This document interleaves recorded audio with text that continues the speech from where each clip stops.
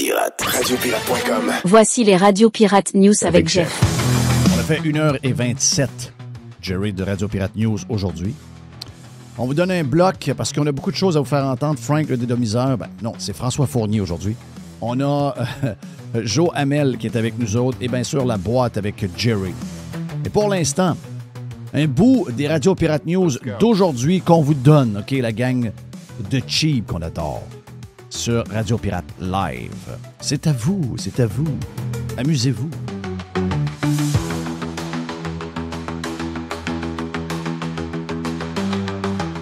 Un des sujets qui fait capoter les syndicats québécois, c'est la nouvelle orientation à droite du parti de François Legault. Et une des cibles de Legault, c'est les syndicats pour leur enlever la capacité d'enlever l'argent sur les payes des travailleurs si cet argent-là sert à faire de la politique. Là, dans le cas de François Legault, c'est facile à comprendre parce qu'il sait que les syndicats vont se tourner.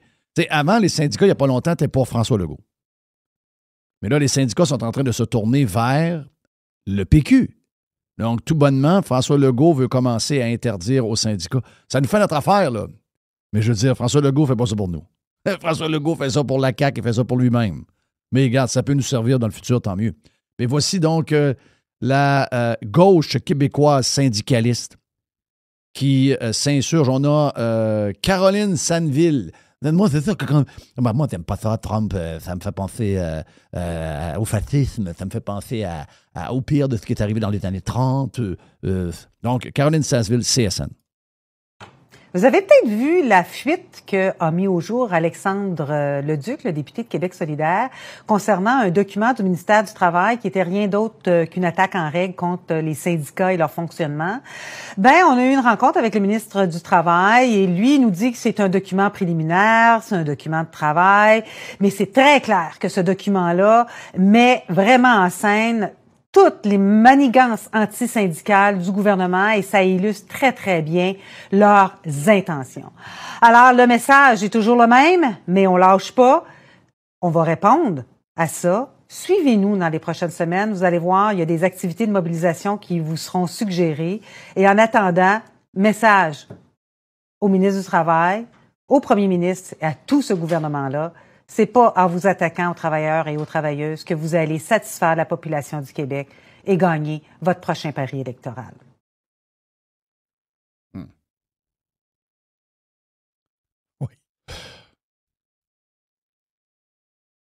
Oui. Il y a 40% des travailleurs qui sont syndiqués. OK. Je ne sais pas, j'ai aucune idée c'est quoi le pourcentage de gens qui pensent exactement comme Caroline Sanville. Vous avez vu que... T'avais vu? Je sais pas quel est le pourcentage, mais ceux que je connais qui sont soit syndiqués FTQ, syndiqués CSN ou d'autres syndicats, fonction publique, etc., etc. Il y en a, les gens qu'on connaît qui sont syndiqués n'ont plein le cul.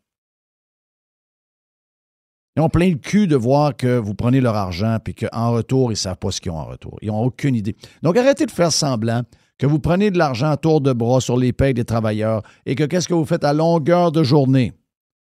C'est de faire du travail pour améliorer les conditions des travailleurs que vous représentez.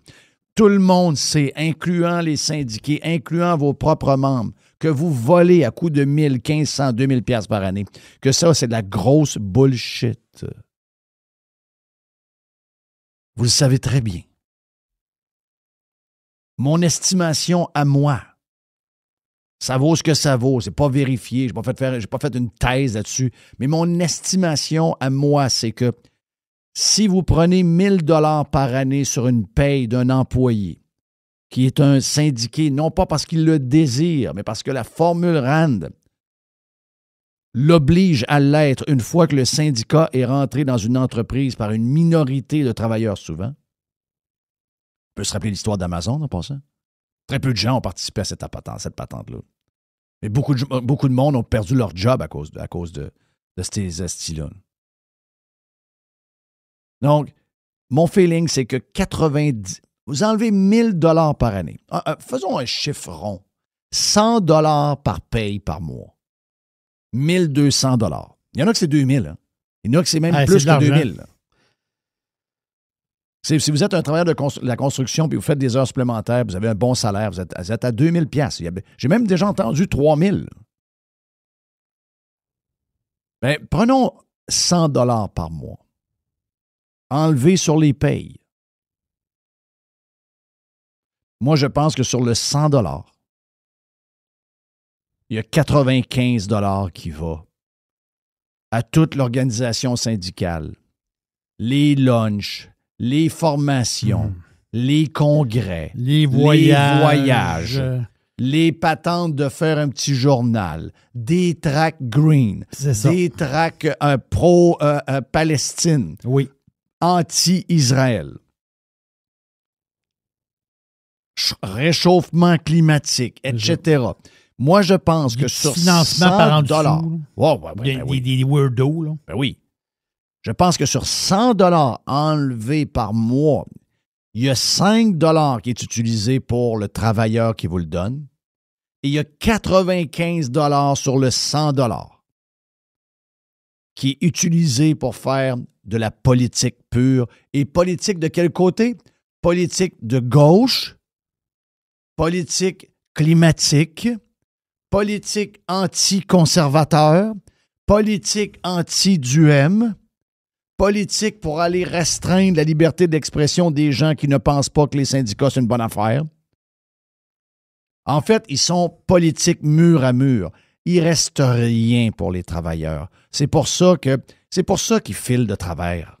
Parce qu'ils le savent que si les gens ont accès à leurs livres pour savoir c'est quoi la quantité de cash que tu mets sur des affaires qui n'ont rien à voir avec le travailleur que tu défends, c'est 95 % du cash qu'ils ramassent. Tout s'écroule. Tout s'écroule à la grandeur. Le modèle s'écroule, terminé, fini. Feriez un esti de saut, vous autres. Feriez un esti de saut. Vous n'êtes pas game, hein? Vous n'êtes pas game d'enlever la formule RAN qui... Vous n'êtes pas game. Hein? Vous feriez un sacrement de saut. De voir combien de gens décideraient de ne pas être syndiqués puis de faire affaire directement avec l'employeur. Les gens diraient, ah, ouais, tu m'enlèves comme 1500 $. Tu m'as donné quoi à date, toi? Absolument rien. OK, goodbye. Et comme tu as dit hier, la formule RAN, c'est l'obligation d'être syndiqué dans une shop. Exact. Mais là, ce que Boulet veut faire, c'est Boulet qui s'appelle? Le ministre du Travail. Là. Lui, c'est décortiquer le montant qui vaut au syndicat et savoir quel montant est pour le syndicat et quel montant qui est pour tout le zignage. Mais le montant pour le zignage, il ne serait pas pris sur la paye du monde. Il serait volontaire. Ouais. Donc, exemple, pour prendre ton chiffre de tantôt, mettons, 100 $ par mois, 1200 par année, il y a un 200 $ ou un 500 $ qui va pour le syndicat. Et l'autre montant d'argent, un 500, un 600, un 700, c'est volontaire. Lui, il est volontaire. Donc, si c'est volontaire, personne ne va le donner. Tu n'auras pas d'institution. Donc, les syndicats, c'est possiblement un carnage financier. Petit point pour finir. Mairie de Gatineau. Maude Marquis-Bissonnette, 37 ans, mairesse de Gatineau.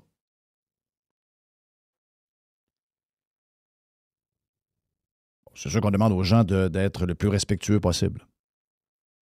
Mais là, on a un texte. On a un texte dans Le Devoir de ce matin. Alors, dans Le Devoir ce matin, il y a un texte sur sa maman, puis le fait qu'il ne s'est pas marié avec Stéphane Lachance de Respect citoyen, puis il ne s'est pas marié avec l'autre, etc. Bon, OK. Mais aussi un texte sur la mairesse de Gatineau, belle fille de 37 ans. Belle femme de 37 ans. Décalisse, fuck you, les élections bientôt, bye-bye, la rapace. Gang de sataniques. La mairesse de Gatineau, Maude Marquis-Bissonnette, en a assez des propos haineux ou irrespectueux sur sa page Facebook et elle commence à nettoyer sa page. Bon, oui, c'est son droit. Elle peut faire ce qu'elle veut. La politique, c'est le même. Et là, maintenant, les gens, ils ont des moyens de se faire entendre. Avant, il n'y a pas de moyens. Avant, il n'y a aucun moyen de se faire entendre. Des fois, c'est pas gentil. Des fois, c'est pas poli. Hein? Des fois, c'est pas des mots. C'est pas des mots polis, c'est ça. C'est pas poli.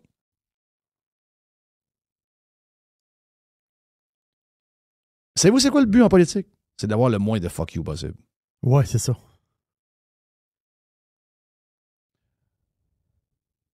Maude Marquis-Bissonnette, je me rappelle quand elle a été élue. J'avais été voir un peu c'était quoi son programme. C'est une grande gauchiste. C'est la nouvelle génération des maires gauchistes. Là. Exact. Comme Catherine Fournier, Boyer à Laval, puis c'est ça. Là. Exact. Chose à Québec. Là. Je ne sais pas pourquoi ils sont élus. Je comprends pas pourquoi les gens élisent des gauchistes de même. Mais une chose est sûre, ils sont tellement dans l'extrême que vous ne pouvez pas avoir autre chose que des fuck you, les amis. Tu sais, si nous autres, on est élus maire, on se présente puis on s'en va à l'extrême de l'autre bord, je m'attends à avoir des fuck you de votre gang. Là. Tu sais, si tu veux pas avoir de fuck you dans une ville, dessus, c'est où qu'il faut que tu gères? Tu gères au milieu. Tu gères les poubelles, tu gères les parcs, tu gères les aqueducs, tu gères les patentes. Si tu commences à taxer pour commencer à faire des statements politiques de gauche, puis de green, puis etc., c'est sûr que tu vas avoir un paquet de fuck you. Vous êtes dans l'extrême.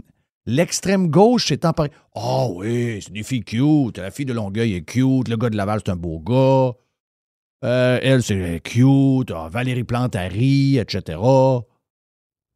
Mais vous êtes des gauchistes. Vous êtes des far left. C'est ça. OK, vous êtes le far left. Vous ne pouvez pas avoir autre chose que des fuck you. Vous attendez à quoi? Je sais que vous ne savez pas que vous êtes far left. T'sais, vous pensez que vous êtes normal, vous pensez que vous êtes les meilleurs, vous pensez que ce que vous pensez, là, c'est ça la vie. Là. Ben, il y a des gens qui trouvent que non. Là. Puis de temps en temps, un fuck you, ça peut faire du bien. Là. Ça peut te ramener à une place que tu pensais pas aller. Là. Ramener vers le centre, faire attention un peu. Ouais, OK, ouais. Là, je suis rendu mairesse d'une ville de 100 quelques mille personnes. Toutes mes folies, je peux pas toutes les mettre parce que ça se peut qu'il y a du monde qui n'embarque pas dans ma patente.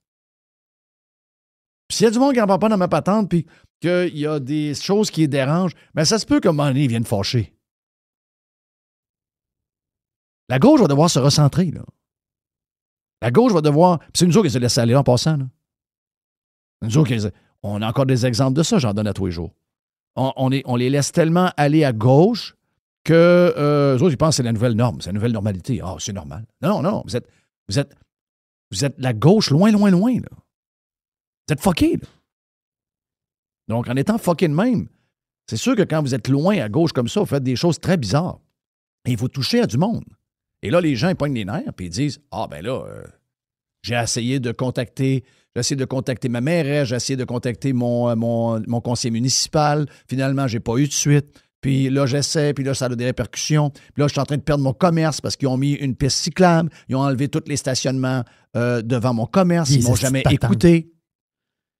Mais là, le gars est en train de perdre son commerce. OK, il est rendu à 60%. On a entendu des gars, là. Vous avez vu les gens de Montréal? Là? Oh oui. On en entend de plus en plus. Là. Ouais, mais il y en a d'autres hier qu'on a eu. Là. OK. Il y en a eu d'autres. Là. C'est tous des gens avec des accents en passant. Ben, c'est eux qui ont e-commerce, là. Oui. Hein? Puis du monde travaillant, là, Jeff. C'est du monde... Souvent, c'est des commerces de génération en génération. Là. À Montréal, on le voit beaucoup, ça. En tout cas, les Québécois pur laine, eux autres, ils se font plier d'en face, mais ils disent plus rien. Les autres sont soumis. Donc, le gars, il perd sa business. Le gars, il est rendu... Tu sais, le gars, il y a lui, il y en a un autre qui a parlé hier, que j'ai entendu, qui était écœurant. Tu sais, ils voient leur clientèle s'effondrer de 60% en un an suite au fait qu'ils ont enlevé... Tu sais, le gars d'hier, là, il dit, ils m'ont mis une patente d'autobus en avant de moi, un arrêt d'autobus. Avant, c'était des stationnements qu'il y avait là. Ils ont fait toute la rue et ils ont mis un stationnement d'autobus. Mais ils ont mis un stationnement d'autobus de quasiment 800 pieds de long. C'est ça. Donc, tu sais, ils ont comme... L'autobus rentre dans la voie, puis là, elle roule. Écoute, c'est quasiment 1 kilomètre de long. J'exagère peut-être, là, mais c'est long. Là. Je veux dire, c'est quasiment 3 pâtés. C'est des blocs commerciaux là, avec des appartements sur le dessus, mais les commerces en bas, il y a quasiment 3 blocs. Là. Donc, c'est 12-14 places de stationnement-là qui ont été enlevées pour ça, bien lui, son commerce est en train de mourir. C'est pas valable.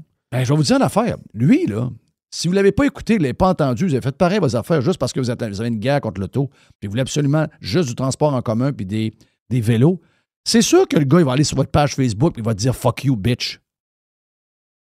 C'est pas poli. C'est pas comme ça qu'on veut que ce soit en société. C'est clairement pas ça qu'on veut. Mais si à un moment donné, vous êtes dans des affaires qui sont complètement extrêmes, alors personne ne vous a demandé de faire ça vraiment, puis qu'il y a des répercussions sur le commerce et la vie d'une famille, il n'y a personne qui va aller vous voir pour vous dire « Ouais, tu ne m'as pas écouté, puis là, ben, je suis en train de perdre mon commerce, la banque m'a saisi, ils m'ont fermé ma marge de crédit. Mais je t'aime pareil, hein? » Ah non, le gars est en tabarnak. Comme le gars qui est en tabarnak, que sa fille se soit fait tuer par un gars qui a été arrêté 35 fois puis a été 35 fois relâché. Tu sais, à un moment donné, les gens, là... OK, ouais, je suis mairesse de Gatineau, mais je suis tanné que sur ma page Facebook me fasse traiter de ci puis de ça. Oui, OK, mais c'est vrai. C'est pas... Pour rester dans le plus civil possible, la politesse, c'est toujours une bonne... C'est une bonne valeur. Ça a toujours été une bonne valeur. Mais vous autres, vous êtes tellement rendus loin dans vos histoires, vous êtes tellement rendus loin dans vos patentes, puis vous crissez tellement du monde que vous ne pouvez pas avoir autre chose que des gens qui se lèvent le matin puis qui rentrent sur votre page Facebook puis qui vous traitent de nom. Le monde, il ne traite pas de nom, le monde juste pour... Tu sais, la mairesse de Gatineau, j'oublie son nom, Maude quelque chose. Il n'y a personne qui... C'est Maude Marquis-Bissonnette. Ben, avant qu'elle soit mairesse, personne n'aurait été sur sa page Facebook pour lui dire « fuck you ». C'est suite à des décisions extrêmes que les conseils municipaux font, puis qui s'en vont contre le monde. C'est ça qui arrive. Puis là, ben, le monde, il perd la tête. Oui, le monde, il perd la tête. OK? On aimerait ça que les gens soient tous respectueux, puis fassent tous attention, puis qu'ils écrivent tout. Mais quand tu vois que tu te fais boulier par une gang d'élus qui t'ont jamais dit qu'est-ce qu'ils allaient faire, puis que finalement, au nom de leur patente eux autres, leur folie eux autres, ben, sont en train de chambarder ta propre vie, la vie de ta famille, ben, attendez-vous pas que les gens aient sur votre page Facebook pour vous remercier. Là. Ça n'arrivera pas, là. Puis en passant, comme Rory McIlroy hier, si vous ne voulez pas être au feu de l'action quand vous prenez des décisions, vous ne voulez pas avoir soit des accolades ou encore quelqu'un qui est en crise et qui vous le dit de manière assez sec, faites pas de politique. Ça a toujours été le même, OK? La politique, ça a toujours été le même. Les moyens d'aujourd'hui pour les gens de s'exprimer sont plus grands qu'ils n'ont jamais été, c'est clair. Mais ça a toujours été comme ça. Mon père, des fois, il y avait des téléphones chez eux en plein samedi après-midi à 3 heures où le monsieur n'était pas vraiment content. Puis il n'était pas très respectueux. C'était pas écrit dans une page, mais il l'a pas mal compris au téléphone. Au moins, dans ce temps-là, les gens le disaient, les gens le diraient directement. Là. Mais c'est pas d'hier que quand il y a des décisions qui se prennent puis que ça va à l'encontre qu'un citoyen... Les citoyens, ils ont toutes sortes de patentes. Là. Des fois, c'est des affaires niaiseuses, des fois, c'est moins niaiseux, puis des fois, c'est carrément aberrant. Donc, that's it. C'est juste ça que j'avais à vous dire là-dessus. Moi, le pleurnichage, là. Regarde, t'es allé en politique. La politique, c'est pas juste fait pour faire des Instagrams. Puis quand vous gérez la politique à l'extrême gauche, avec des idées d'extrême gauche, puis des patentes green, puis des ci, puis des ça, vous allez mettre beaucoup de monde en sacrement. Ben oui. C'est tout à fait normal. Et les gens ont le droit de vous le dire. Est-ce que les gens peuvent être plus respectueux, faire plus attention? Oui, mais ça n'arrivera pas. Parce que quelqu'un qui est fâché, il est fâché. Quelqu'un que sa vie est changée par une décision du conseil de ville ou de la mairesse, puis que son commerce est attaqué par des patentes vertes folles, bien, c'est sûr qu'ils ne sont pas respectueux. Donc, commencez à... Faites-vous élire là, à la place que vous voulez, et quand vous arrivez au poste de maire, gérez donc dans le centre. Faites donc plaisir à du monde à droite, faites donc plaisir à du monde à gauche. Essayez donc d'être maire ou un élu qui est bon pour tout le monde. On dirait qu'il rentre là en mission, comme s'il était Gandhi, ce monde-là. Là. Ah, mais moi là, je veux sauver l'Antarctique. Là. Oui, okay, personne ne te demande de sauver l'Antarctique. Tu es tombé sur la tête, toi. Ben, ça t'est dit pour vrai. Là. Ben, c'est pas ça que c'est pas ça le job de maire. Là. Aucun maire qui est là pour sauver l'Antarctique. Là. Les citoyens avant les pingouins. Là. Exact. Ben voilà pour le bout des radios Pirate News qu'on vous a offert sur la version gratis, Radio Pirate Live. Si vous en voulez plus, 1h30 totale, vous allez sur radiopirate.com. The Revolution. Radiopirate.com. Fresh 100%. 100% pirate. Jeff Fillion. Il y a une petite boîte. Monsieur Jerry. Oui, monsieur. Il y a une petite boîte. Une petite boîte? Là, oui, c'est la petite boîte. Et la boîte est présentée par Nassi Lab, clinique en fertilité. Sont-tu fins? Ils sont extraordinaires. Sérieux, on est avec eux autres. la semaine Lynn et passée. Mathieu sont extraordinaires, des pirates. Oui, des oui, pirates, oui. des pirates extraordinaires. Lynn, super fine. Mathieu, Ah non. gentleman incroyable. Garde, Gentleman. vous êtes entre bonnes mains. Et pour certains couples, le projet d'avoir des enfants, ben, des fois, ça ne se passe pas comme prévu. C'est là qu'il faut consulter Nassi, N-A-S-C-I, donc nassibiomed.com. Donc, justement, c'est Lynn et Mathieu qui sont des pirates, qui sont des chercheurs, des experts dans le domaine de la fertilité. Nassi offre des évaluations et des tests médicaux uniques au monde. T'sais, ils travaillent avec des médecins. Ils supportent des cliniques de fertilité et des patients partout au Canada et même aux États-Unis. Donc, on les contacte, Lynn et Mathieu, des pirates, chez Nassi, et vous allez avoir un service tout à fait extraordinaire. Donc, pour les rejoindre, nassibiomed.com. Oh boy, oh boy, oh boy. Dans la boîte, qu'est-ce qu'il y a dans la boîte? Qu'est-ce qui se passe dans la boîte? Tu sais, quand Carney a été élu, ça a comme taponné un peu, puis après ça, il y a eu l'ouverture du Parlement. Tu sais, c'était long avec le Parlement d'Ottawa rouvre. Puis, puis quand tu rouvres le Parlement, il y a toujours le discours du trône. Le fameux discours du trône. Qu'est-ce qu'il a fait, Carney? Il a invité les oreilles. Mais les oreilles viennent avec la madame moyenne. La reine consort. La madame Camilla. Et donc Carney a invité le roi Charles. Il est douteux, le roi Charles, pareil. J'ai vu une entrevue l'autre jour. Il crève qu'il est douteux. À quel niveau? C'est Starmer avec une couronne sur la tête. Ouais. J'aime pas ça. J'aime pas ça. D'habitude, le roi est au-dessus des politicailleries. Mais lui, je pense qu'il est influencé. Arrête. Oui. On s'ennuie de la reine. Je m'ennuie de la madame. Oui. Pour vrai. Donc, Carney... Est-ce que le frère à Carney était là? Parce que le frère à Carney travaille pour Charles. Oui, il était sûrement là. Mais ça se passe au mois de mai. L'affaire, c'est que quand il a invité Charles, ben, l'affaire, c'est que Charles, il dit, OK, tu m'invites, mais tu viens me chercher. Lui, il dépense pas. Lui, là, Fait que le Canada a envoyé un avion chercher le roi, puis il a fait son discours, puis il l'a chippé en Angleterre après. Mm-hmm. Puis quand il est venu, le roi, il est venu avec 258 personnes quand même. Calif. Il y a plein de monde. C'est qui ce monde-là? Je sais pas. Ben, le frère Carney était là, c'est sûr. Ça, c'est sûr. Mais ça a coûté la facture partielle. C'est un début de facture. Les autres bills vont arriver plus tard. En ce moment, on sait que ça a coûté 1,3 million pour faire venir. Il est resté combien de temps, le roi, au Canada? Moi, je pense que c'est 24 heures. Moins de 24 heures. Il est parti. Il n'a même pas eu le temps de changer sa couche, quasiment. Il est parti J'avais très, pas très tenté de rapidement. rester, je suis rendu, il m'a resté une petite semaine, m'a checké. Pas tout. Mais non. Pays du Commonwealth. Pas tout. Pas tout. Merci, bonsoir. Je vais retourner chez nous. C'est ce qui s'est passé. Donc, puis tu sais. Fait quoi de ces journées, là? Carney, il fait des poignées de main, il signe des petits traités, des petites patentes. Il va couper des rubans. Puis, mais moi, c'est pas le bout que je critique du roi. J'aime pas. L'entrevue que j'ai vue, j'aime pas ça du tout. Là. Si, mettons, j'étais britannique, puis j'étais, mettons, pro-monarchie, je serais pas content de l'entrevue que j'ai vue. Là.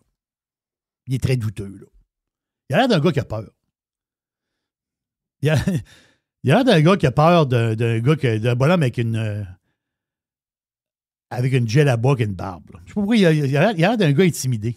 Je sais pas pourquoi. J'ai un mauvais feeling. J'ai un mauvais feeling sur ça, le roi Charles. Peut-être que Jeanne va replacer ça par la suite. Là. Mais Carney a fait ça pourquoi? Pourquoi il a inventé? Pourquoi il a invité Charles? Là, c'est... L'espoir pour cette famille-là, ça va être le prochain. Oui, c'est ça. C'est le prochain. À cause de madame. Ah oui, avec un sourire. Pas rien que ça.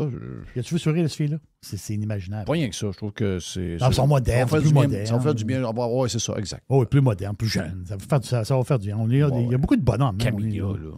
Ah, Camélia, c'est bol. Ça fait peur aux chiens. C'est sûr. C'est épouvantable. Mais l'affaire, c'est que Carney a invité le roi pour, autrement dit, il paraît que Carney a une espèce de... Comment dire? Il y a une espèce de il y a toujours quelque chose qui revient dans la tête. Là. Lui, c'est la souveraineté canadienne, puis il veut pas... Il veut, autrement dit, un peu taguer Trump pour dire que le Canada ne sera jamais le 51e État des États-Unis. Là. Carney a ça dans la tête. C'est pour ça qu'il a fait venir Charles. C'est pour ça qu'il... Mais c'est juste parce que c'est la facture. C'est le début de la facture. Le reste de la facture, ça va être plus tard. Il va y avoir un autre 700 000. Oh oui. Ça va coûter 2 millions total. C'est un 22 heures qui va coûter 2 millions. As-tu fait le go? Je me promène dans ma boîte. Le go, ben, je pense qu'il s'arrouve aujourd'hui le Parlement à Québec. Oui. Il va faire un discours. Il va faire un discours, puis il paraît... Y a-tu un télésouffleur quand il fait un discours? On est-tu avec des affaires de plastique, là, puis non? Non. On n'est pas rendu là encore. Non, il n'y a pas de télésouffleur, je pense pas, le go. Je pense pas. De toute façon, même s'il y en aurait un, c'est pas le gars le plus agréable à entendre discourir. Là. Non. Bon, j'ai entendu. Je comprends sa femme de ne pas vouloir qu'elle retourne à la maison. Oui. Oui, c'est ça. Oui. Puis, ma femme ne veut pas que je sois à la maison. Je comprends. On vient de t'entendre depuis une demi-heure parler, puis je veux dire, tu me tombes ses nerfs, imagine-toi si t'es là toute la journée. Oui, lui, il doit être assis dans le Lazy Boy, en train de lire son livre. Bon, puis il écoute des vieilles games, c'est sûr. Là. Il écoute des games du Canadien d'il y a 3 ans. Ça veut dire... puis il doit être tannant. Moi, mais je pense que d'après moi... Tu dis ça, mais d'après moi, les games de hockey, c'est plus le soir. Il écoute des vieilles games quand il n'y a pas de game. Le jour, d'après moi, il écoute toutes ces vieilles conférences. Pendant la COVID. Mais là, le gars, il veut présenter... Aujourd'hui, on a 232 morts. C'est mieux qu'hier. Hey, chérie, j'étais bon ce matin-là. Hein? J'étais bon, j'étais en forme. Ah oui, regarde, j'ai pas trop de poche au-dessus des yeux. Là. J'ai l'air en bonne forme. Joe Hamel a dit dans le channel que tu imites très, très bien le go. Puis que tu devrais peut-être même faire un genre de podcast. En Legault. En Legault. Parce que le podcast à Legault, ça n'a pas tenu, hein? C'est un podcast, oui. Oui, ça s'appelait Bonjour tout le monde. Il en a fait 2. Il en a fait 2. C'est le bon gars. Ça a été bon. Ça a été bye-bye tout le monde, bien plus que bonjour tout le monde. Là. Il en a fait juste 2. Donc, monsieur Chose, il n'est pas très rigoureux. Là. Ça n'a pas tenu. Non, ça n'a pas tenu, zéro. Ça n'a pas tenu. Donc, Legault, ce que j'ai lu à quelque part, il veut présenter dans les prochains jours, pas aujourd'hui, là, mais dans les prochains jours, il veut présenter, puis là, lui, il cherche des patentes, Legault, là. Hein, on le sait. Il veut présenter un projet de constitution pour le Québec. Il veut mettre sur la table un genre de document fondamental, genre d'idée de constitution du Québec. Je suis pas contre, mais je veux pas que ce soit François Legault qui l'écrive. Oui, mais j'ai hâte de voir ça. Et si bol. Je vais vous dire une affaire, tu seras pas content. Check bien la crosse. Oui, tu seras pas content. Non, check bien la crosse. Tu seras pas content, là. Non, mais c'est pas bonne gang pour faire ça. Là. L'idée n'est pas mauvaise. Je ne sais pas s'il fait ça pour piquer le péquiste. Ben oui, c'est sûr qu'il fait ça pour ça. Ben oui, c'est juste pourquoi il présente ça, lui? Pourquoi il présente ça là? Ça veut dire... Il fait plein d'affaires. Il y a eu 7 ans pour faire des affaires, à part de gérer une genre de crise où il gérait des masques puis des... C'est ça. Là, il est tout d'un coup, on dirait qu'il se met à travailler là. Parce que Éric Duhem va avoir une rencontre avec lui, tu penses? Parce qu'Éric Duhem a demandé une rencontre. Éric a demandé une rencontre. Va te répondre, Éric. Il te répondra même pas. Il ne veut rien savoir de toi. Oui. D'ailleurs, il fait ça. Tout ce qu'il fait en ce moment, c'est pour que les gens oublient que tu existes. Donc, il ne te donnera pas d'importance. Mais je comprends le move d'Éric. C'est très, très... c'est très stratégique et bon, là. C'est très bon. Mais Éric sait très bien que Legault, il a déjà donné un 15-20 minutes, je pense, à un moment donné, ou 1 heure. Mais là, il n'aura plus d'autres. Il n'aura plus d'autres, c'est ça. Il faut qu'il ne mettra plus le spotlight sur Éric Duhem, parce qu'Éric Duhem est en train de manger son lunch. C'est pour ça qu'il fait le virement conservateur qu'il est en train de faire.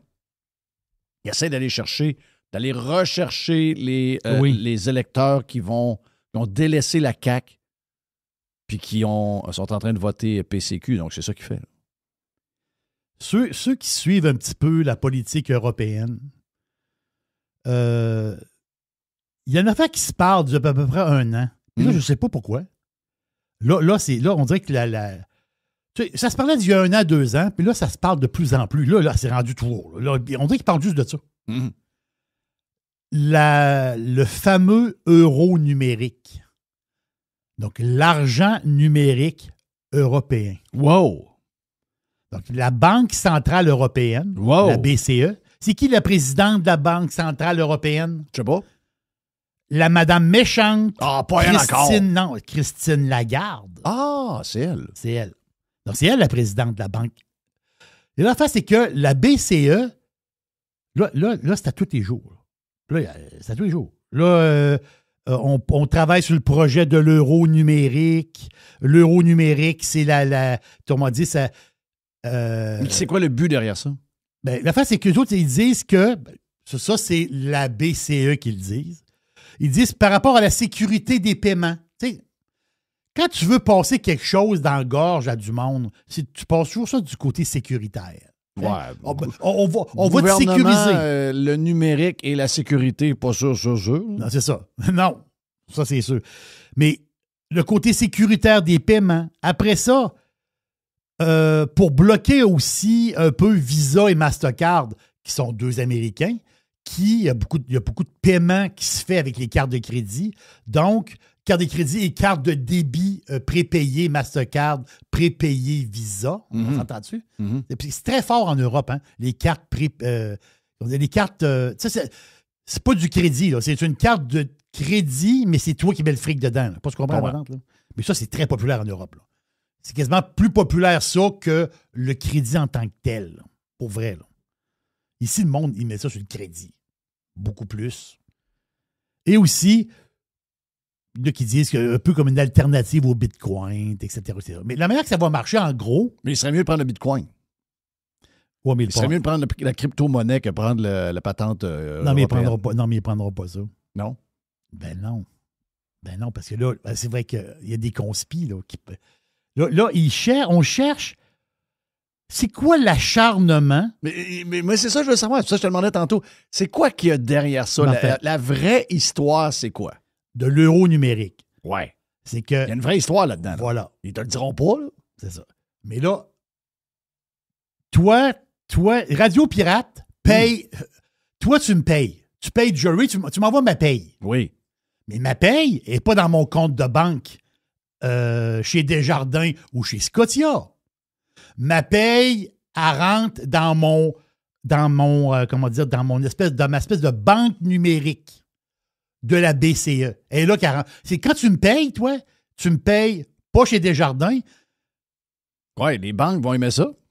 Oui, non, ils vont s'arranger ensemble. Et là, la fin, c'est que toi, tu vas me payer dans la banque. Et cet argent-là numérique, d'une manière. Donc, il y a des mains du gouvernement complet. Là. Ben, la fin, c'est que par la suite, cette monnaie-là, puis ça, il y a du monde qui l'ont découvert, c'est une monnaie, entre parenthèses, programmable. Qu'est-ce que ça veut dire? Ça veut dire que Jerry, il reçoit sa paye. Oui. Et ma paye, elle rentre dans mon compte numérique, mais j'ai 150 $ pour de la gasoline pour le mois. C'est tout. Donc, si je prends ma carte, puis moi, je vais tanker mon char. Je vais tanker mon char, ça coûte 75. Je vais tanker mon char, ça coûte un autre 75. Puis là, Christophe, il me reste 5 jours pour la fin du mois. Je vais aller tanker. Petro-Canada, au lieu de chez nous. J'arrive avec mon paiement numérique. Boum, ça passe pas. Là. Je ne peux pas dépasser mon montant. Donc, ils peuvent le faire pour le gaz, puis ils peuvent le faire pour plein de choses. Donc, le gouvernement peut programmer des montants d'argent pour certains produits ou certaines dépenses.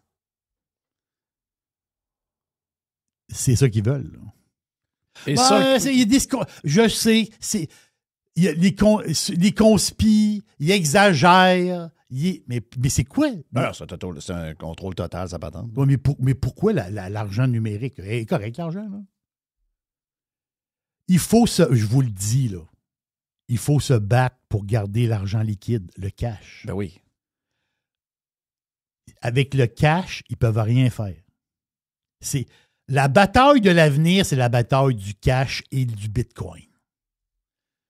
Si le gouvernement, puis au Canada, je vous le dis, là, ça va commencer à parler de ça là, au Canada. Parce que nous, on est alignés sur les weirdos européens. Là. Exact. Regardez notre PM. Là. Il n'est pas aligné sur les États-Unis. Mais il n'est jamais ici. Il est tout le temps en Europe. Il est aligné sur les weirdos européens. En Europe, ça brasse. En Europe, en ce moment, ça braille. Là. Il y a beaucoup de monde qui ont levé le flag. Ils ont dit, t'as peu, là. La BCE là, qui mange de la merde. Ouais, mais là, telle affaire. Là. Hey, mettons que je vais chercher mon gaz avec ma carte de crédit. Oui. Je paye ma carte de crédit comment?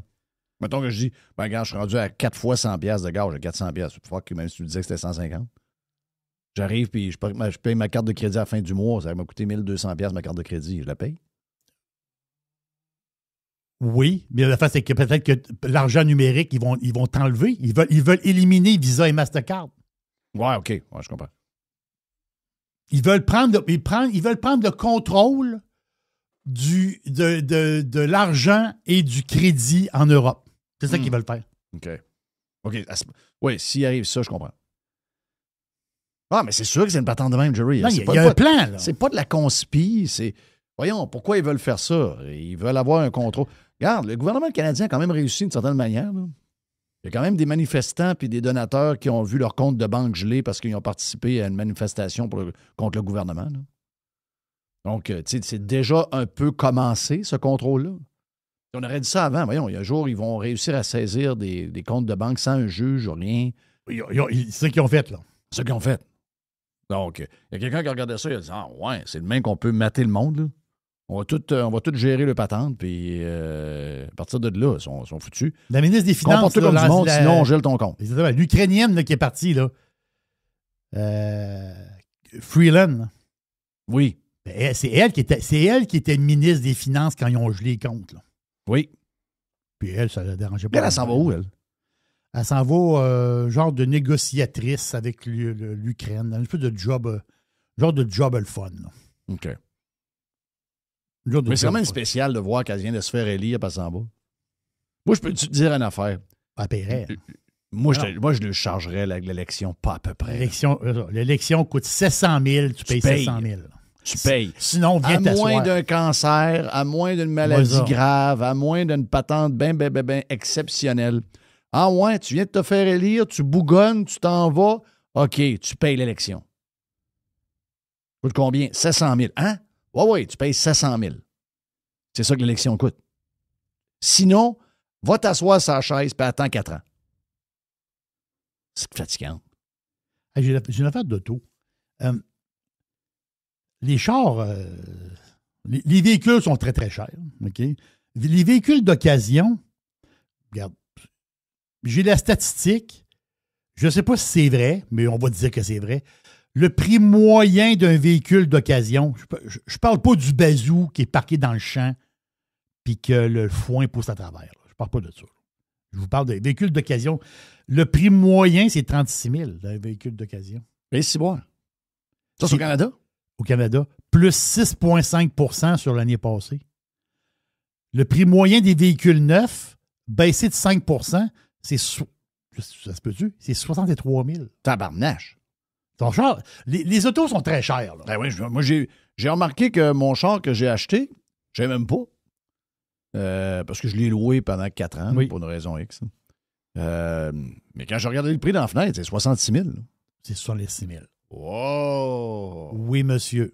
Mais je comprends qu'il y a un paquet de rabais là, qui embarquent. Là, je comprends, mais je parle le prix qu'il y a dans la fenêtre. Là. Si, ouais. Non, c'est très, très dispendieux. C'est vraiment.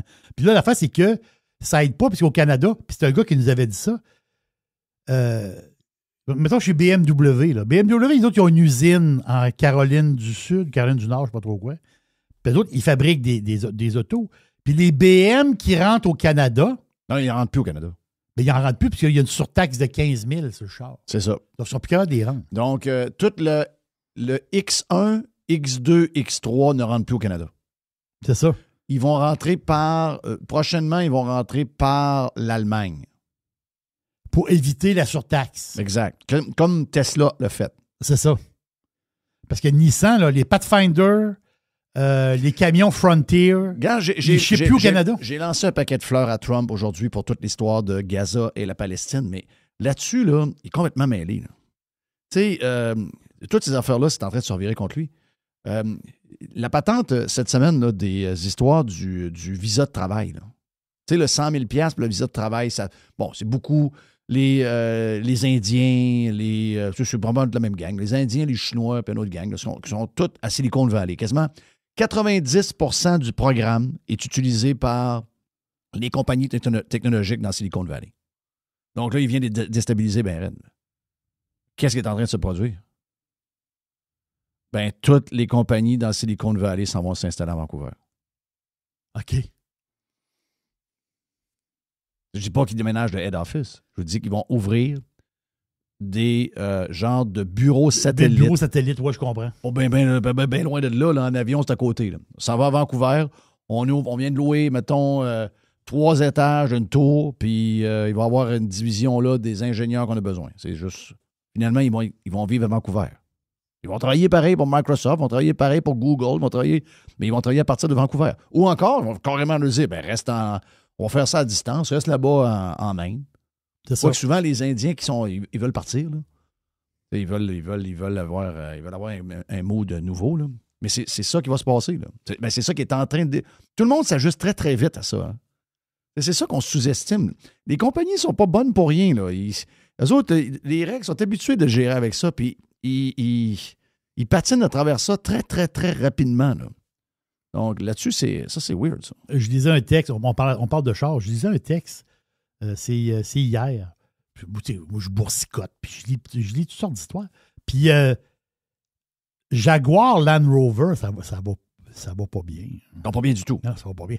Le gouvernement britannique, UK, ils viennent de leur faire un prêt de 2 milliards. Ben, Jaguar, c'est l'histoire de la campagne woke qu'ils ont faite. Là. Ben, oui, c'est ça. La campagne... Land Rover va probablement un peu mieux, mais pas assez pour porter tout ça au bout de ses bras. C'est ça. Là, c'est en 2024, l'espèce de campagne avec les androgynes. Là. Oui.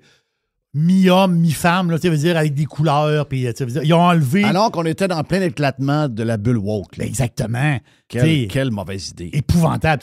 Dans le logo, ça se peut-tu que dans le logo, ils ont enlevé le Jaguar. Le Jaguar. Ils ont enlevé le Jaguar. Puis la fin, c'est que là, ils ont changé leur agence de pub. Ils l'ont changé au mois de juin. Ben, c'est un carnage, Jeff. C'est un carnage. En Europe, OK? Dans toute l'Europe, là, en avril, il s'est immatriculé, puis c'est même ça marche en Europe, là. C'est quand tu vas immatriculer le char qu'ils savent le nombre de chars vendus. Exact. Dès la fin. En Europe, il s'est immatriculé je parle des Jaguars neuves. Ouais, pas bien, OK? 49. Hein? Pas 449. 49. Wow! 49 chars. C'était à 2000 kek l'année passée. Ils ont immatriculé en avril 49 chars. Les ventes, depuis les 6 premiers mois de 2025, moins 40%. Et si boire. Mais spécifiquement en avril, Jeff, ils ont vendu 49 Jaguars dans toute l'Europe au complet. Non, ça se peut pas. Là. Mais c'était là à peu près la campagne de pub, je pense? Oui. C'est ça. Hein? Oui.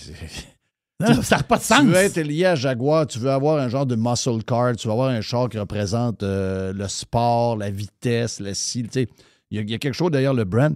Ces innocents-là ont démoli toute l'image en l'espace d'une campagne. Puis là, il y a une cyberattaque sur la compagnie. Donc, les 3 usines de Jaguar à UK, ça fait 3 semaines, sont fermées.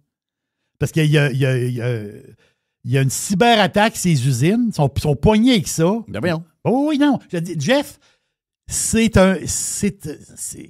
c'est pas Tata Moteur, ça? C'est pas... ça appartient à Tata. OK. Bon, ben, finalement, ils sont Tata pour vrai.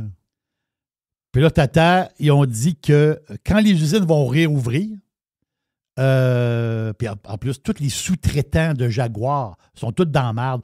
La chaîne est débarquée. Puis là, Tata, ils ont dit, ouais. Parce que quand la cyberattaque, ils travaillent là-dessus, là, puis quand les usines vont rouvrir, ils vont éclairer du monde. Alors, ils n'éclairent pas là, mais ils vont éclairer du monde. Mais en ce moment, Jaguar Land Rover, c'est un brand qui est en grande difficulté. Là. Land Rover aussi? Oh, les deux. Les deux? Les deux. Les deux sont dans la merde. Les deux sont dans la merde. Mais qu'est-ce que tu veux? Ça veut dire... Land Rover, des beaux modèles. Ah non, ils sont extraordinaires. Mais Sont pas achetables. extraordinaires. Pas achetable. C'est très dispendieux. Je ne sais pas si c'est encore... Des fois, tu payes le gros prix, ça roule un peu bric-à-brac. Puis ça brise plus souvent qu'autrement pour un char de ce prix-là. C'est souvent ce qu'on entend. Une dernière pour la route, Jerry? Une petite dernière, c'est peut-être quelque chose que tu vas aimer pas mal. C'est Global, il appelle ça Global AD Forecast. Donc, c'est le fameux WARC, W-A-R-C, qui est le World Advertising Web Center. Eux autres, ils sortent toujours leurs statistiques, puis les statistiques sont assez capotées. Là, ils ont révisé à la hausse la quantité de pubs sur le web. Donc, le pourcentage de pubs, parce que le marché mondial de la pub, c'est 1170 milliards. OK. On s'entend que c'est un marché assez impressionnant. Mm-hmm. Mais du 1170 milliards, 9 $ sur 10 est sur le web. Ah, c'est incroyable. Donc, je suis désolé pour PKP et tous ceux qui sont dans les médias traditionnels. Moi, j'ai déjà dit dans un média traditionnel il y a 5-6 ans, si vous ne droppez pas votre manière, vous ne réunissez pas et vous ne mettez pas de la pub qui vient des ad servers, vous allez fermer dans quelques années. Personne ne m'écoutait. Personne ne m'écoutait. C'est comme si j'avais parlé à un mur. Google, 26%. Wow. Meta, t'es à 26%. Wow. Puis Amazon est à 13%. Donc, les trois, c'est 65% de la pub sur le web. Quand même. Ça donne un peu une idée de la patente. Là. Mais je dis la pub qui passe sur le web, sur toutes les plateformes. Là. Toutes confondues. Donc, anyway, on passe ça par là. T'sais, moi, exactement. On est avec Spotify. Là. Bon, on a MC5 aussi. MC5 s'occupe de toute la publicité locale. Quand il y a des espaces de libre, c'est la compagnie de Spotify qui... Mais eux autres sont directement sur le pipe de Google. Et puis c'est juste... Tu comprends? Ils prennent juste une cote, finalement. Là. C'est toute l'infrastructure d'eux autres, mais ils s'en vont piger où ce qu'est l'inventaire. Tu n'essayes pas d'aller courtiser... les compagnies de publicité, les agences ne mettront pas ça dans 10 serveurs différents. Ils vont choisir un serveur. Puis ils vont dire au serveur, toi, là, tu es un serveur de pub, spread partout. Pas juste sur les patentes de Google, pas juste sur YouTube. Eux autres, ils spread partout. C'est exactement. Là, tout le monde, OK, parfait, moi, je vais prendre du Google, OK, je me ramasse à une scène. Là. C'est toujours comme ça un peu que ça marche. Donc, il y a de l'argent. Là. C'est-à-dire, ils ont rehaussé le montant d'argent de publicité totale. Mais comme je te dis, le fric s'en va 9 $ sur 10. Je veux le dire, j'ai eu cette discussion-là avec... je me rappelle très bien. J'ai dit, si vous continuez à vendre de la pub localement, oui, tu peux le faire. Ah oui. Mais le reste, il faut que vous trouviez une infrastructure pour être... Puis il faut aussi que votre data, donc vous devez devenir numérique quasiment au complet. Puis une fois que ça est fait, ben vous êtes branché où est le cash. Tu l'as dit, hein? Tu sais, follow the money, toutes ces phrases-là qui... existe depuis toujours. Il n'y a rien de nouveau là-dedans. Tu ne peux pas aller à l'encontre de où est l'argent. L'argent est sur les ad servers. C'est là qu'elle est. 9 $ sur 10 sont dans les ad servers. Oui, monsieur. Sur le web. En publicité. 9 sur 10. Ça, c'est dans le dernier rapport du incroyable. World Advertising Web Center. Thank you, Jerry. Voilà Yes, pour la sir. boîte. C'est fait, mon ami. Très bonne boîte. Combien de sujets dans cette boîte-là? Pas de sujet. Il n'y a pas grand place qui sont capables d'avoir autant de sujets en si peu de temps. C'est incroyable. Et la boîte est présentée Par Nassilab, clinique en fertilité. Est-ce que vous savez qu'il y a environ un couple sur 8 qui a de la difficulté à avoir un enfant? Donc, c'est un projet. Vous avez un projet, puis vous avez de la difficulté d'avoir... vous travaillez là-dessus. Bien, je pense que Lynn et Mathieu, les fondateurs de Nassi, ils peuvent vous aider dès le départ à trouver pourquoi vous avez de la difficulté à concevoir. Et souvent, le problème n'est pas si compliqué que ça. Donc, l'équipe de Nassi, avec les propriétaires qu'on connaît bien des pirates, c'est des scientifiques puis ils ont une expertise unique dans le domaine. Donc, pour les rejoindre, NASCI, donc nassibiomed.com. Boîte extraordinaire. Combien de places ont autant de sujets en si peu de minutes? C'est incroyable. Thank you, Jerry.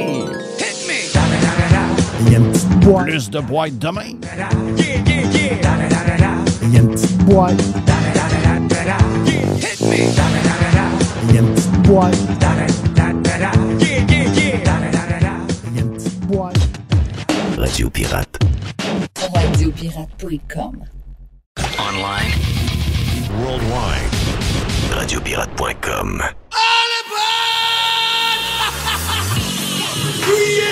Priez pour vos vies. Bitcoin.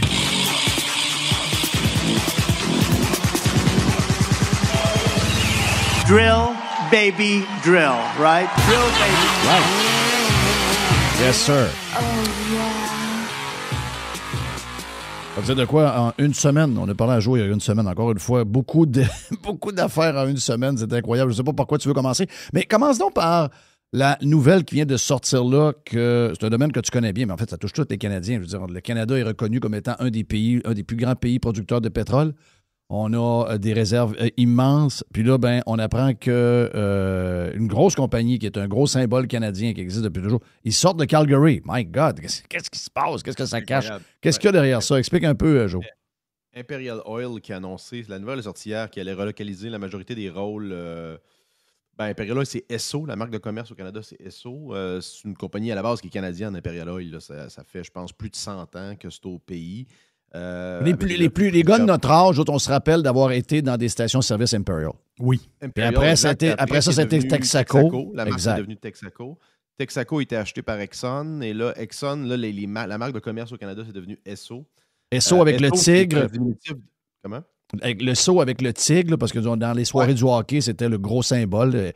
Le match du Canadien. Vous êtes présenté par Esso. Il y avait le tigre qui était là. Donc, c'est très symbolique de la culture canadienne. Ah oui. Les 3 étoiles là, sur le logo, initialement sur Imperial Oil, là, c'est ce qu'il y avait au-dessus, tu sais, l'espèce de gros rond qu'il y avait au-dessus des pompes là, qu'on voit des fois vintage dans les restaurants. Là. Exact. Il y avait 3 étoiles. C'est là que ça vient, les 3 étoiles du hockey au Canada. Et c'est ça, devenu SO à partir des années, je pense, fin 90, chose comme ça. Et c'est ça, écoute, c'était quand même possédé à 70% par ExxonMobil, le géant pétrolier américain. Et il y avait quand même, même si c'était américain, il y avait quand même une forte présence au Canada quand même encore. Écoute, il y avait facilement des milliers d'employés à Calgary. Il avait fermé le bureau de Montréal il y a déjà quelques années. Là. Il y avait une centralisation qui s'était faite autour de Calgary il y a déjà longtemps. Mais tu sais que ça quitte Calgary, honnêtement, moi je pensais pas voir ça de mon vivant. Là. C'est vraiment un signal. C'est pas la fin du pétrole en passant. Là. Il y a ExxonMobil annonce des projets d'exploration de milliards de dollars partout dans le monde. La production est quand même à un sommet historique mondial. Donc ça n'a rien à voir avec ceux qui essaient de spinner ça comme la fin du pétrole. Au contraire, c'est un vote de non-confiance sur le Canada. Là. C'est entièrement lié à la politique intérieure canadienne de voir qu'un géant canadien comme ça puisse quitter Calgary. Là. Ouais. C'est inquiétant, ça. Moi, ça m'énerve, ce genre de nouvelles-là. Mais j'aime vraiment pas ce que je vois. J'aime vraiment pas ce que je vois parce que, tu sais, je vois un gars qui a carte blanche de faire un peu ce qu'il veut. Là. Il se promène plus en Europe qu'il est ici. Le gars se promène. Personne ne s'occupe vraiment de lui.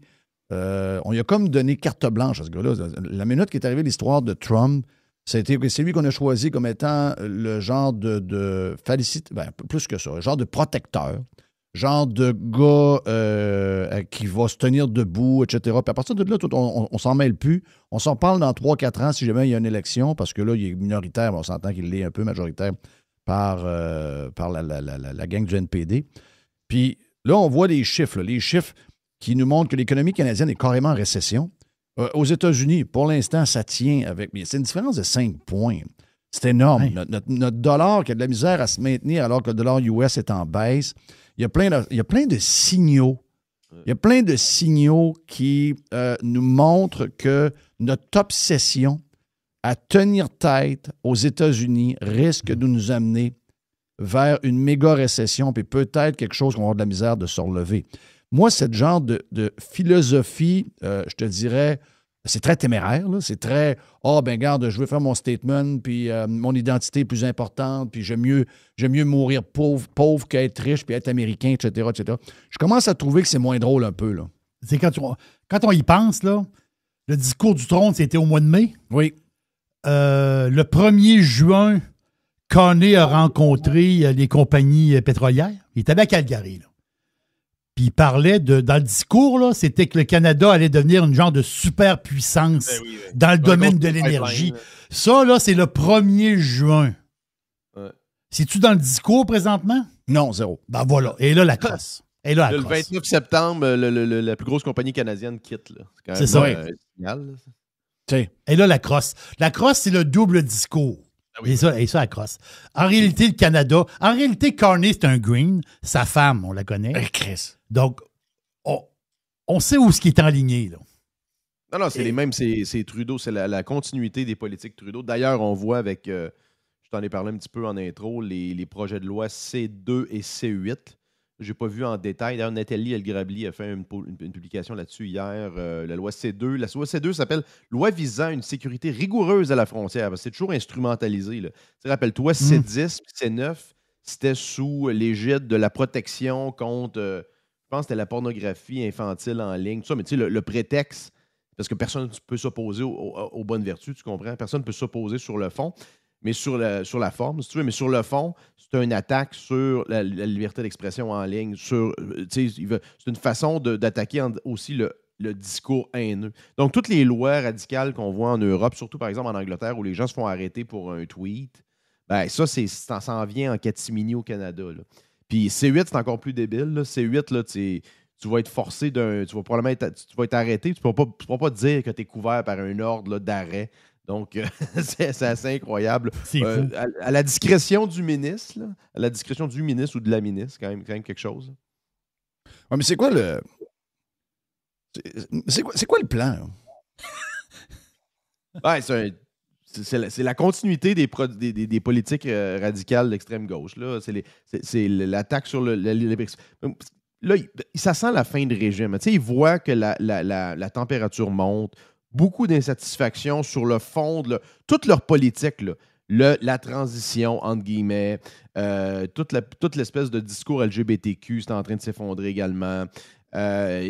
Tous les pays avec des gouvernances progressistes ont des situations budgétaires et fiscales intenables. Donc, ils sentent le besoin de resserrer, si tu veux, le contrôle sur le discours parce qu'ils savent qu'ils ne peuvent pas gagner dans un débat d'idées, là. Ils sont en train de l'échapper complètement. Et ça prend un backup légal là, pour limiter la croissance de la droite, particulièrement sur le web. Là. Donc, moi, je pense que c'est ça qu'on voit. On voit les derniers... Tu sais, c'est les dernières manches de cette bataille-là qu'on va voir dans ce présent cycle électoral-là. Disons, tu sais, 2025, 2026, là, on va voir c'est l'aboutissement de ces politiques-là. OK. Mais est-ce que ce qu'on est en train de vivre là, je sais que c'est plusieurs années d'accumulation, puis surtout les 10 dernières ont été très, très, très néfastes pour le Canada, là. Mais on est-tu dans est-ce que c'est une... Comment est-ce que je pourrais dire? Est-ce que c'est une parenthèse ou c'est un nouveau Canada? Je veux dire par là une parenthèse, ça veut dire que c'est, bon, OK, on a eu l'ère Trudeau, il est arrivé telle affaire. Là, on a eu l'histoire avec Trump, on a été obligé de répondre avec Carney, puis ça va durer 4 ans, puis finalement, le Canada va partir sur... ça va s'arranger, puis il va y avoir un nouveau président, puis là, ben, les liens vont se faire autrement, puis là, bon, OK. Ou on est en train de voir sais, parce que le Canada, ça a toujours été un pays douteux, là, dans le sens que ça a toujours été un pays qu'on ne sait pas trop sur quoi ça tenait. Là. Et là, en tout cas, sous nos yeux, on a comme l'impression que c'est un pays qui s'écrase là, et qui va être juste sauvé par une négociation un peu à la Kevin O'Leary, où on aura une genre d'union nord-américaine, puis etc., puis qu'on va retrouver une monnaie commune, puis parce qu'il n'y a pas d'autre espoir. Tu sais, un dollar qui s'en va, c'est le yaube. On a, je dirais, tout le côté déficitaire. Puis hier, Régent avait un très bon point. Je pense qu'il a pris ça de Michel Girard en fin de semaine. Quand on regarde les déficits de la France, quand on regarde les déficits des États-Unis, n'oubliez pas que les États-Unis, les États n'ont pas le droit de faire des déficits. OK? Donc, si, mettons, il y a une dette, si, mettons l'État du Tennessee décide de bâtir un stade pour le football avec le propriétaire, puis ils mettent 500 millions, ils vont chercher un bonds et ils s'arrangent avec ça. Là, c'est pas la même patente. Mais nous autres, si on accumule les dettes des provinces et qu'on met ça sur la dette canadienne, parce que c'est un peu ça, là, puis qu'on prend toutes les dettes de toutes les institutions, là, on n'est plus à 105 du PIB. Là. On est dans les eaux des pires pays d'Europe. Là. On est dans ces eaux-là. Là. Puis là, si on commence à avoir notre secteur numéro 1, qui est le pétrole, puis qu'on a des compagnies qui quittent, alors que c'est supposé d'être le cœur de l'économie canadienne, Chris, dis-moi quand est-ce qu'il faut partir, là? C'est inquiétant, là. C'est incroyable. Bon, on peut toujours revirer la barque, mais tu peux atteindre un point de non-retour aussi. Là. Ben, c'est ça. Ce genre de gouvernance autoritaire-là embarque, oui, il y a toujours des discours un peu apocalyptiques de gouvernance autoritaire, mais il y a un moment donné, tu peux plus quand tu peux plus critiquer quand tu peux plus critiquer le gouvernement légitimement par les voies démocratiques, parce que les discours haineux, tout est codifié déjà dans la loi. L'incitation à la violence directe, la diffamation, tout ça est déjà, c'est déjà dans le code criminel. Tu n'as rien besoin de plus pour encadrer le discours haineux. Tout ça, c'est fait pour s'attaquer au discours de droite en croissance sur les médias sociaux. Exact. Si ça peut atteindre un point où c'est irréversible. Ah oui, OK. À moins que, bon, je ne te dis pas qu'il n'y aura plus d'élection au Canada, là, mais on est toujours à une élection de ne plus avoir d'élection. Là. C'est toujours un peu ça. Là. Mais ça va prendre un coup de barre incroyable. Et est-ce que ça va être suffisant? Ça prendrait comme vraiment un mandat là, de revirer complètement le Canada de bord. Puis il y a un problème démographique aussi. Tu as un petit peu plus que la moitié de la population qui ne veut rien savoir. Tu as les jeunes qui sont pas trop concernés, de plus en plus concernés, mais pas assez concernés pour saisir le taureau par les cornes. C'est vraiment une tempête parfaite, le Canada. Là. C'est un peu... C'est fou parce que c'est la situation d'un pays européen, mais en Amérique du Nord. Oui. Alors que c'est complètement l'inverse aux États-Unis. Là. C'est complètement l'inverse. Ils ont aussi des problèmes là, budgétaires. Il y a un problème de dette, il y a un problème d'endettement, il y a un problème fiscal, il y a une bombe à retardement qui s'en vient. Là. Encore un potentiel shutdown du gouvernement. Là. Ce qui est toujours drôle là, pour les libertariens de voir qu'ils vont suspendre le gouvernement. Puis tout marche pareil. Là. D'ailleurs, c'est pour ça que l'or est rendu à 5400 $ canadiens. Il y a un signal derrière ça qui est vraiment générationnel en passant. L'or n'a pas monté de même depuis le début des années 80. Qu'est-ce qui s'est passé début des années 80, Jeff? L'inflation et la récession. Oui, exact. On est probablement à la même place que ça. On est probablement à une place semblable. C'est juste que l'époque est différente. C'est juste que le gouverneur de la Banque centrale jackera pas les taux à 20 %. Non, ils vont tranquillement les baisser, quitte à ce que l'inflation monte à moyen terme. Là, on nous dit que le nouveau 2 là, ce qu'on disait il y a quelques années, là, le nouveau 2 ce serait 3 là, la banque dit « non, mais laissez-nous encore 2 ans, on va ramener ça à 2 », mais ça a l'air parti pas mal pour 3. Là. C'est une des plus grosses pertes de crédibilité de l'histoire des banques centrales. Là. Les dernières 5 années, là, c'est incroyable. Là, tu sais, beau dire, les grandes villes, ça compte plus, puis on va se trouver des places dans les petites villes, puis tout, mais c'est quand même là que ça se brasse. Ça veut dire, le Canada, c'est Toronto. Il n'y a pas d'autre chose. Oui. Le Canada, c'est Toronto. New York, c'est pas mal les États-Unis. Là. C'est un des gros symboles. Je comprends qu'il y a Chicago, je comprends qu'il y a Los Angeles, mais New York, c'est un gros symbole. Ils vont élire un communiste en mairie. Voilà, c'est ça mon point. Là, le monde, le monde est très dangereux. Tu sais, des fois, tu te dis, mais comment on a pu arriver là? Comment on a pu arriver là? Notre démocratie nous a permis de faire des choix, puis on a fait les mauvais. Il va falloir assumer à un moment donné. Là, on a à New York, le gars va remporter ça par 18 points. Là. OK?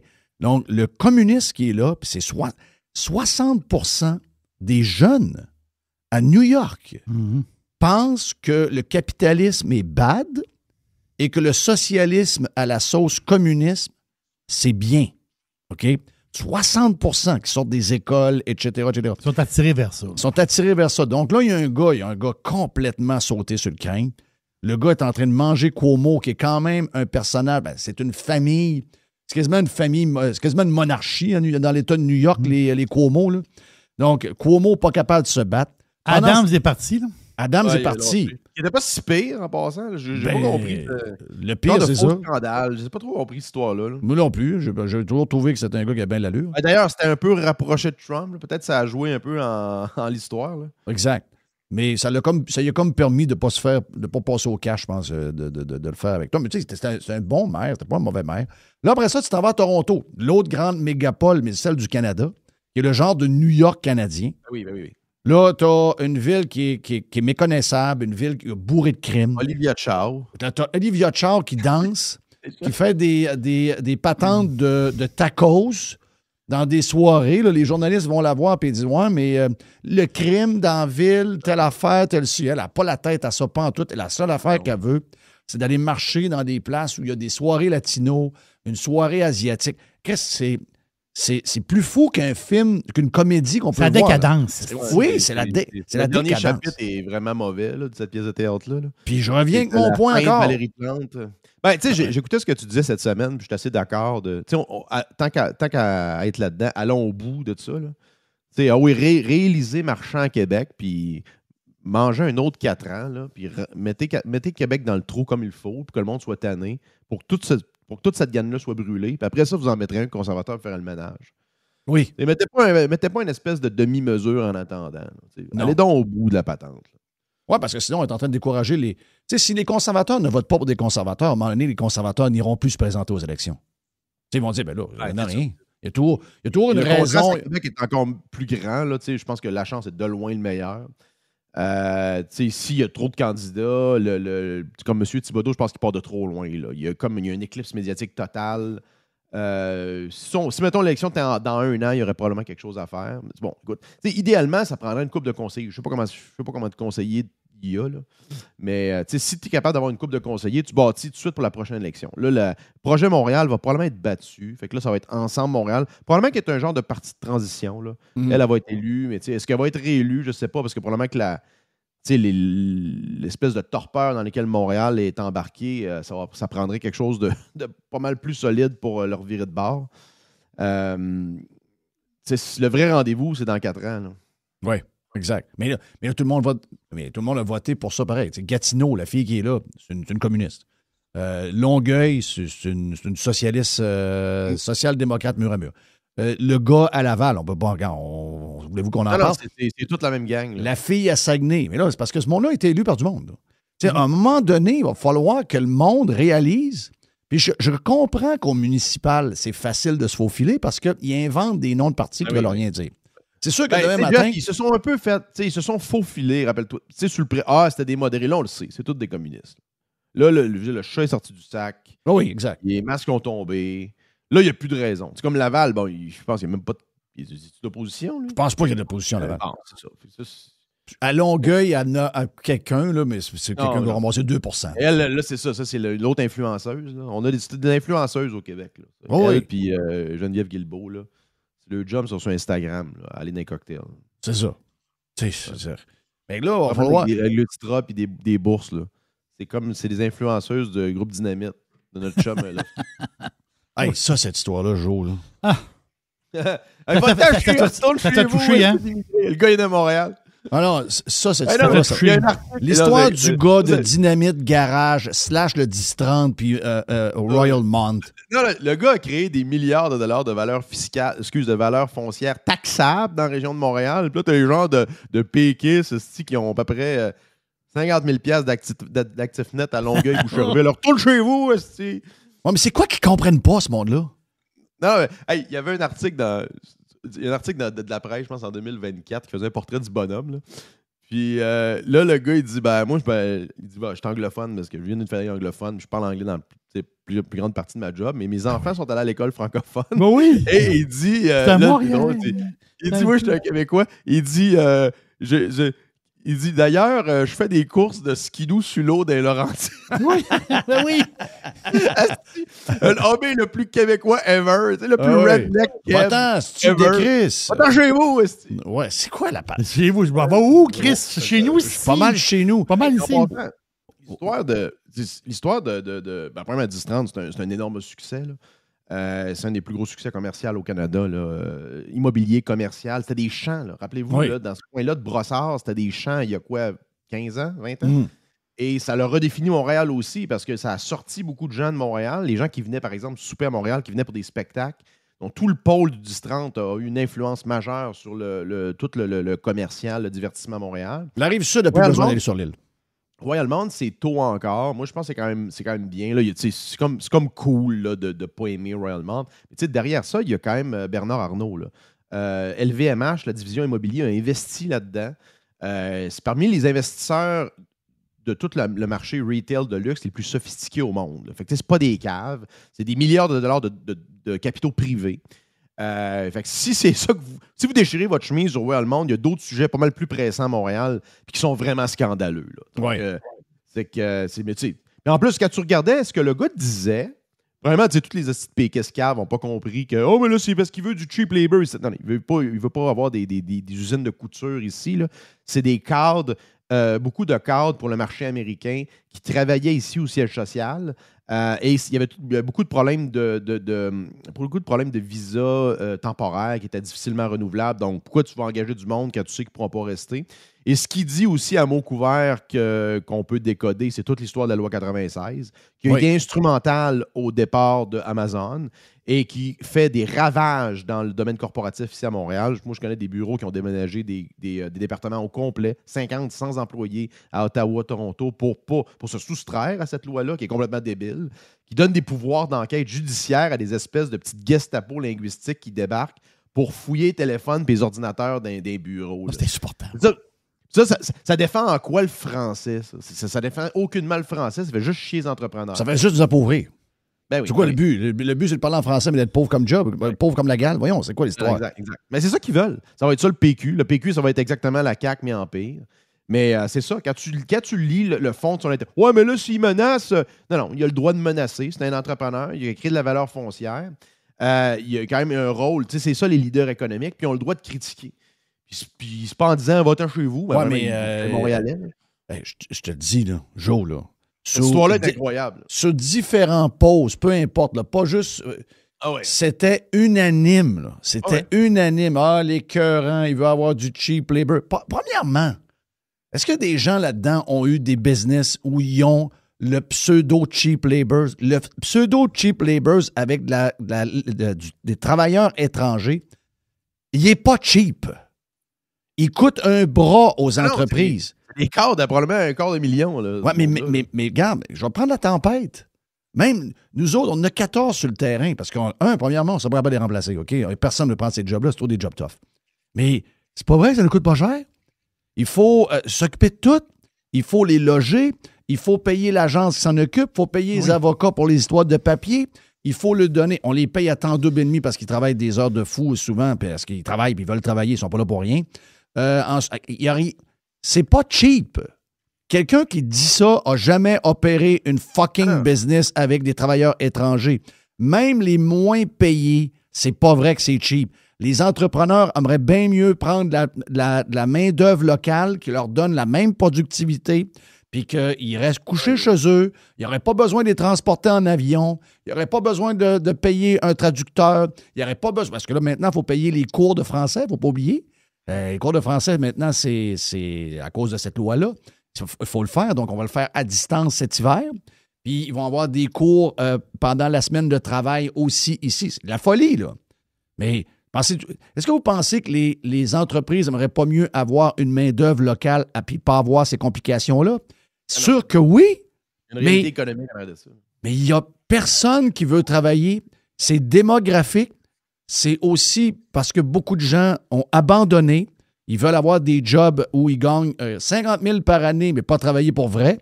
Ils veulent travailler à la maison. Ils veulent aller chez Costco le mardi après-midi à 2 heures en travaillant.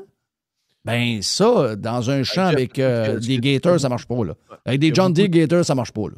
Ce qui a beaucoup distorsionné l'équation du milieu de l'emploi, depuis forever au Québec, mais particulièrement dans les 5 dernières années, c'est la croissance des emplois publics.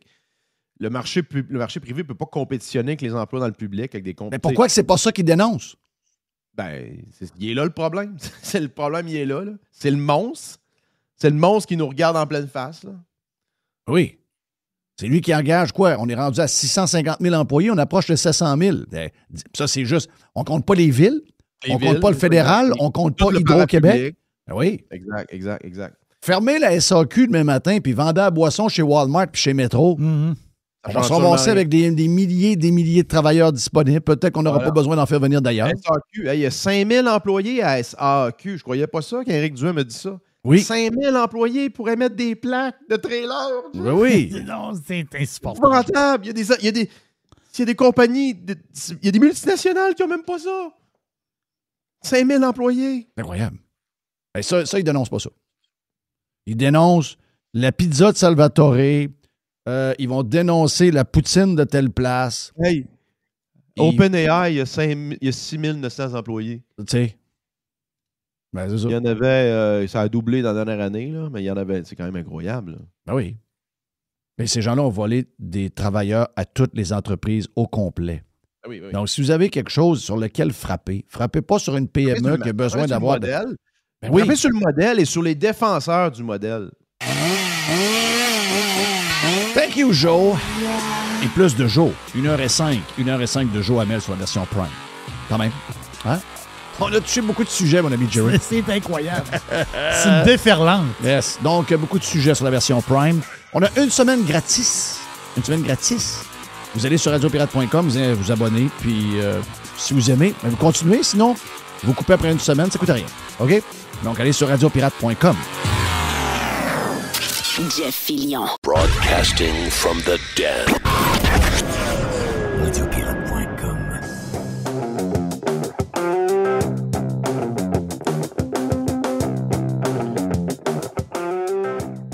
Frank, le dédomiseur.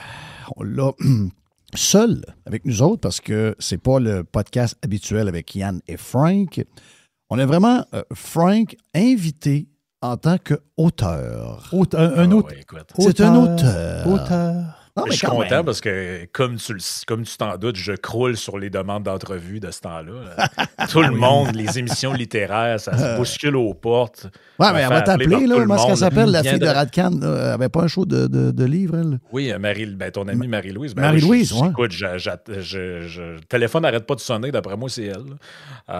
Non, mais c'est ça le Québec. Hein. Je viens de sortir un livre, ça fait 6 jours consécutifs qui est premier des ventes au Canada sur Amazon, mais tout le monde s'en crisse. C'est là qu'on est, là. Oui, puis pourtant, tu sais, mettons que je suis Radcan, ou même un autre, là. T'as le goût de mettre le feu. T'as le goût d'avoir un peu de vie, un peu de réaction, de craquer du monde au pire, même si tu dis, hey, yes, on va mettre le feu dans la patente, on a un petit cadeau du ciel qui vient de tomber. Frank, le dédomiseur, en partant. Puis là, d'abord, le titre de ton livre, c'est? Le titre du livre, c'est NPC, Essai sur la fabrique du conformisme. Je suis content, j'ai reçu des copies papier tantôt chez moi. Oui, j'ai vu ta photo. Je suis bien content. En fait, hier, j'ai reçu ça hier. Mais je suis vraiment content d'avoir fait affaire avec Amazon parce que c'est eux autres qui gèrent le shipping des livres. Ce que j'avais fait dans le cadre des premiers, c'était... j'avais utilisé la même technique que Jerry. J'avais utilisé un site qui permettait de faire ça. Puis là, tu commandais tes copies, puis je les envoyais moi-même par la poste. Mais là, vous comprenez qu'avec la situation actuelle de la poste... qui est toujours semi-fermé, en grève. C'est un méchant pain in the ass. Fait que là, j'en ai des copies pour des amis, des membres du Patreon, tout ça. Mais déjà, juste ça, c'est de la gestion que je me serais passé parce que c'est ça, à cause de la poste. Fait que Amazon est vraiment bien pour ça. permet l'édition de produits. C'est super bien fait. Leur système est bien, honnêtement. Je sais pas combien de temps encore l'édition va survivre à ça. Compare avec... juste, je suis intéressé par ça avant qu'on commence à parler du livre. Je connais la formule que Jerry a pris puis que tu connais aussi. Mais moi, j'ai une nouvelle formule, moi, là. Ah oui? Oui, c'est bon. Ma nouvelle formule, c'est que je touche à rien, moi, là. C'est-à-dire? Si tu vas sur lulu.com, je touche à rien. Là. Il imprime à mesure, il ship à mesure. OK. Lulu fait ça aussi. Exactement. Okay. C'est ça. Ben, c'est le nouveau modèle, je pense. C'est le modèle traditionnel pour les gens qui ne le savent pas. Là, tu es un nouvel auteur. Ils ne savent pas trop t'es qui. Faut que tu trouves une maison d'édition qui veut te publier. Ouais, c'est pas tout à fait ce qu'on cherche. Peux-tu changer ci? Peux-tu changer ça? Là, il y a un processus, c'est long. Puis après, vient la question du tirage. C'est-à-dire combien de copies on en imprime, puis on va-tu être pogné avec ça? Puis moi, ce que j'ai entendu, c'est que même certaines maisons d'édition demandent à des auteurs, si tu dis, moi, je suis certain que je vais en vendre, imprimez-moi-en, mettons, 1000 copies. Eux autres disent, moi, je ne veux pas rester pris avec 1000 copies si tu en vends 33. Là. Fait que tu vas payer ton tirage. C'est ça. Une partie du tirage. Alors que le nouveau modèle, qui est celui d'Amazon, mais Lulu, c'est la même affaire, puis d'autres, c'est la même affaire, c'est que c'est imprimé à la demande. Chaque fois qu'il y a une personne qui nous écoute, là, puis qui va sur Amazon, puis qui cherche le nom du livre, NPC, Essai sur la fabrique du conformisme, ou qui marque mon nom, François Fournier, puis il me trouve là-dessus, il commande. Il y a une commande qui rentre comme au restaurant, puis il y a un gars quelque part qui imprime le livre, puis dans le shop, puis le livre est découpé. C'est mis d'un petit colis, comme si tu avais commandé une paire d'écouteurs, puis ça arrive chez vous en Prime, si tu es abonné au Prime, si tu n'es pas abonné à Prime. J'aimerais tellement ça voir comment ça fonctionne là-bas. Ça doit être incroyable. Ça marche par plaquette. Okay. C'est ça. La plaquette, je m'avance, là. C'est peut-être une plaquette de 12 livres, de 24 livres, je l'ignore. Mais quand tu imprimes à la mesure comme ça, quand tu imprimes à la mesure, c'est que le livre est disponible. Eux autres, ils vont en faire. Hop, il y a eu une commande. La première qui rentre. Ils vont faire une plaquette. Donc, mettons 12. Donc, ils vont avoir 12 livres de fait. Eux autres, il y en a un qui part dans la poste. Et les 11 qui restent sont de côté. Okay. Puis si tu en vends juste un, les 11 vont dormir là. Eux autres, ils vont prendre la chance de ça. Okay. Mais si ça se met à rouler un peu, là, ils vont à mesure, ils vont les shipper les 11, puis là, ils vont faire d'autres plaquettes à mesure. Okay. Mais tu comprends que c'est une révolution dans l'industrie, parce que là, ton pire scénario, c'est qu'il y en a 11 qui vont dans la poubelle. C'est le pire scénario. Voilà, exactement ça. Exactement ça. Donc, c'est pour ça que tu peux choisir ta reliure, tu peux choisir ton papier, la qualité de l'encre. Donc, que tu bâtis ton livre un peu par toi-même. Tu as différents coûts, dans le sens que papier glacé sur le dessus. On s'entend-tu, là? Le look de ton livre, c'est toi qui le décides. Et les autres, ils vont le fabriquer et shipper à mesure. Mais j'aimerais ça voir le Is Made pareil. Oh non, c'est fantastique. C'est fantastique. Il faudrait demander au chum à Régent qui fait ça. Oui. Tu sais que c'est le chum à Régent qui fait le Is Made partout à travers le monde? Oui. J'ai mangé avec Éric Duhem l'autre fois. Il n'a pas l'air de ça. Il y a un gars qui a une McLaren de 500 000, là, mais je veux dire, le gars, il a fait une fortune incroyable avec son émission. Comment c'est arrivé, là, c'est extraordinaire comme histoire. À un moment donné, il faut parler à ce gars-là. Mais j'aimerais ça le voir, de voir comment est-ce qu'il switch d'un livre à un autre. Et c'est sûr que l'algorithme fait qu'ils savent le nombre de personnes qui s'en vont visiter la patente du livre, puis ils voient combien de livres tu vends, mettons, à l'heure. Et à partir de là, ils font une projection de combien je vais en imprimer pour être sûr d'en avoir au moins pour la semaine qui s'en vient. Si jamais ils voient que l'activité... S'ils voient que c'est hyper tranquille, ils vont en imprimer juste 12. C'est ça. Mais tu sais, mettons que tu as 27 ventes la minute que tu l'exposes sur les réseaux sociaux, bien, eux autres, en haut, ils disent, OK, bien là, on va en imprimer pour la peine parce qu'il y a déjà 27 ventes en partant. Donc, on va en imprimer, je sais pas, 100. Boum, boum, boum, boum, boum, boum. Hop, ça monte encore plus que 100. La prochaine fois, je n'imprime 200. Donc, c'est sûr qu'il y a un procédé d'algorithme là-dedans, c'est clair. Là. Je vous raconte une histoire, vous allez trouver ça drôle, mais c'est par rapport au livre. Il y a une femme, une Britannique, une femme dans la quarantaine, début cinquantaine. Et elle, à un moment donné, elle a écrit, elle aimait ça... tu sais, quand elle allait voir, sa fille, elle faisait du sport, puis pendant que sa fille faisait du sport, elle était dans les estrades, puis elle attendait, puis elle griffonnait des petites histoires. Elle a fait des livres pour enfants. Je pense qu'elle en a fait 2 ou 3 petits livres pour enfants. Tu sais, les gens, le petit livre de 100, 150 pages, à peu près, grosso modo. Puis, à un moment donné, elle était dans une genre de... Elle s'est pris une table dans une genre de foire du livre. Dans une ville, là, un peu perdue en Angleterre. Là. C'est pas une grosse ville, une ville normale. Là. Fait qu'elle, elle s'est pris une table comme une bonne maman qui se prend une table puis qui essaie de vendre ses affaires elle-même. Oui, si j'en vends 50, ça va être une belle règle. Exactement ça. Fait qu'elle se prend une table, mais là, il y a quelqu'un, OK, dans la foire du livre, qui a pris une photo puis un petit vidéo de la madame. Elle n'avait jamais personne à sa table. Ça faisait pitié, la madame. Elle était assise à la table, puis le monde se colissait d'elle, puis le monde n'arrêtait pas à la table pour voir ses petits livres pour enfants. Mais la fin, c'est que la vidéo est arrivée sur le web. Et là, sur les réseaux sociaux, le monde a trouvé que la madame faisait pitié. Elle a vendu 1 million de livres sur Amazon. Si boire. Ah, puis 1 million de livres sur Amazon, là, je vais vous annoncer une affaire, t'es riche. Là. Oui, c'est une histoire qui doit dater de peut-être 5-6 ans. À date, je pense qu'elle a rendu au-dessus d'1 million de livres. Je pense qu'elle a 3 livres différents. Parce que l'autre histoire dans tout ça... Oui, raconte un peu le côté économique, Frank. Avec ben oui, c'est que le côté économique de la chose, ça varie beaucoup d'une maison d'édition à l'autre, là, mais de ce que j'en comprends, c'est...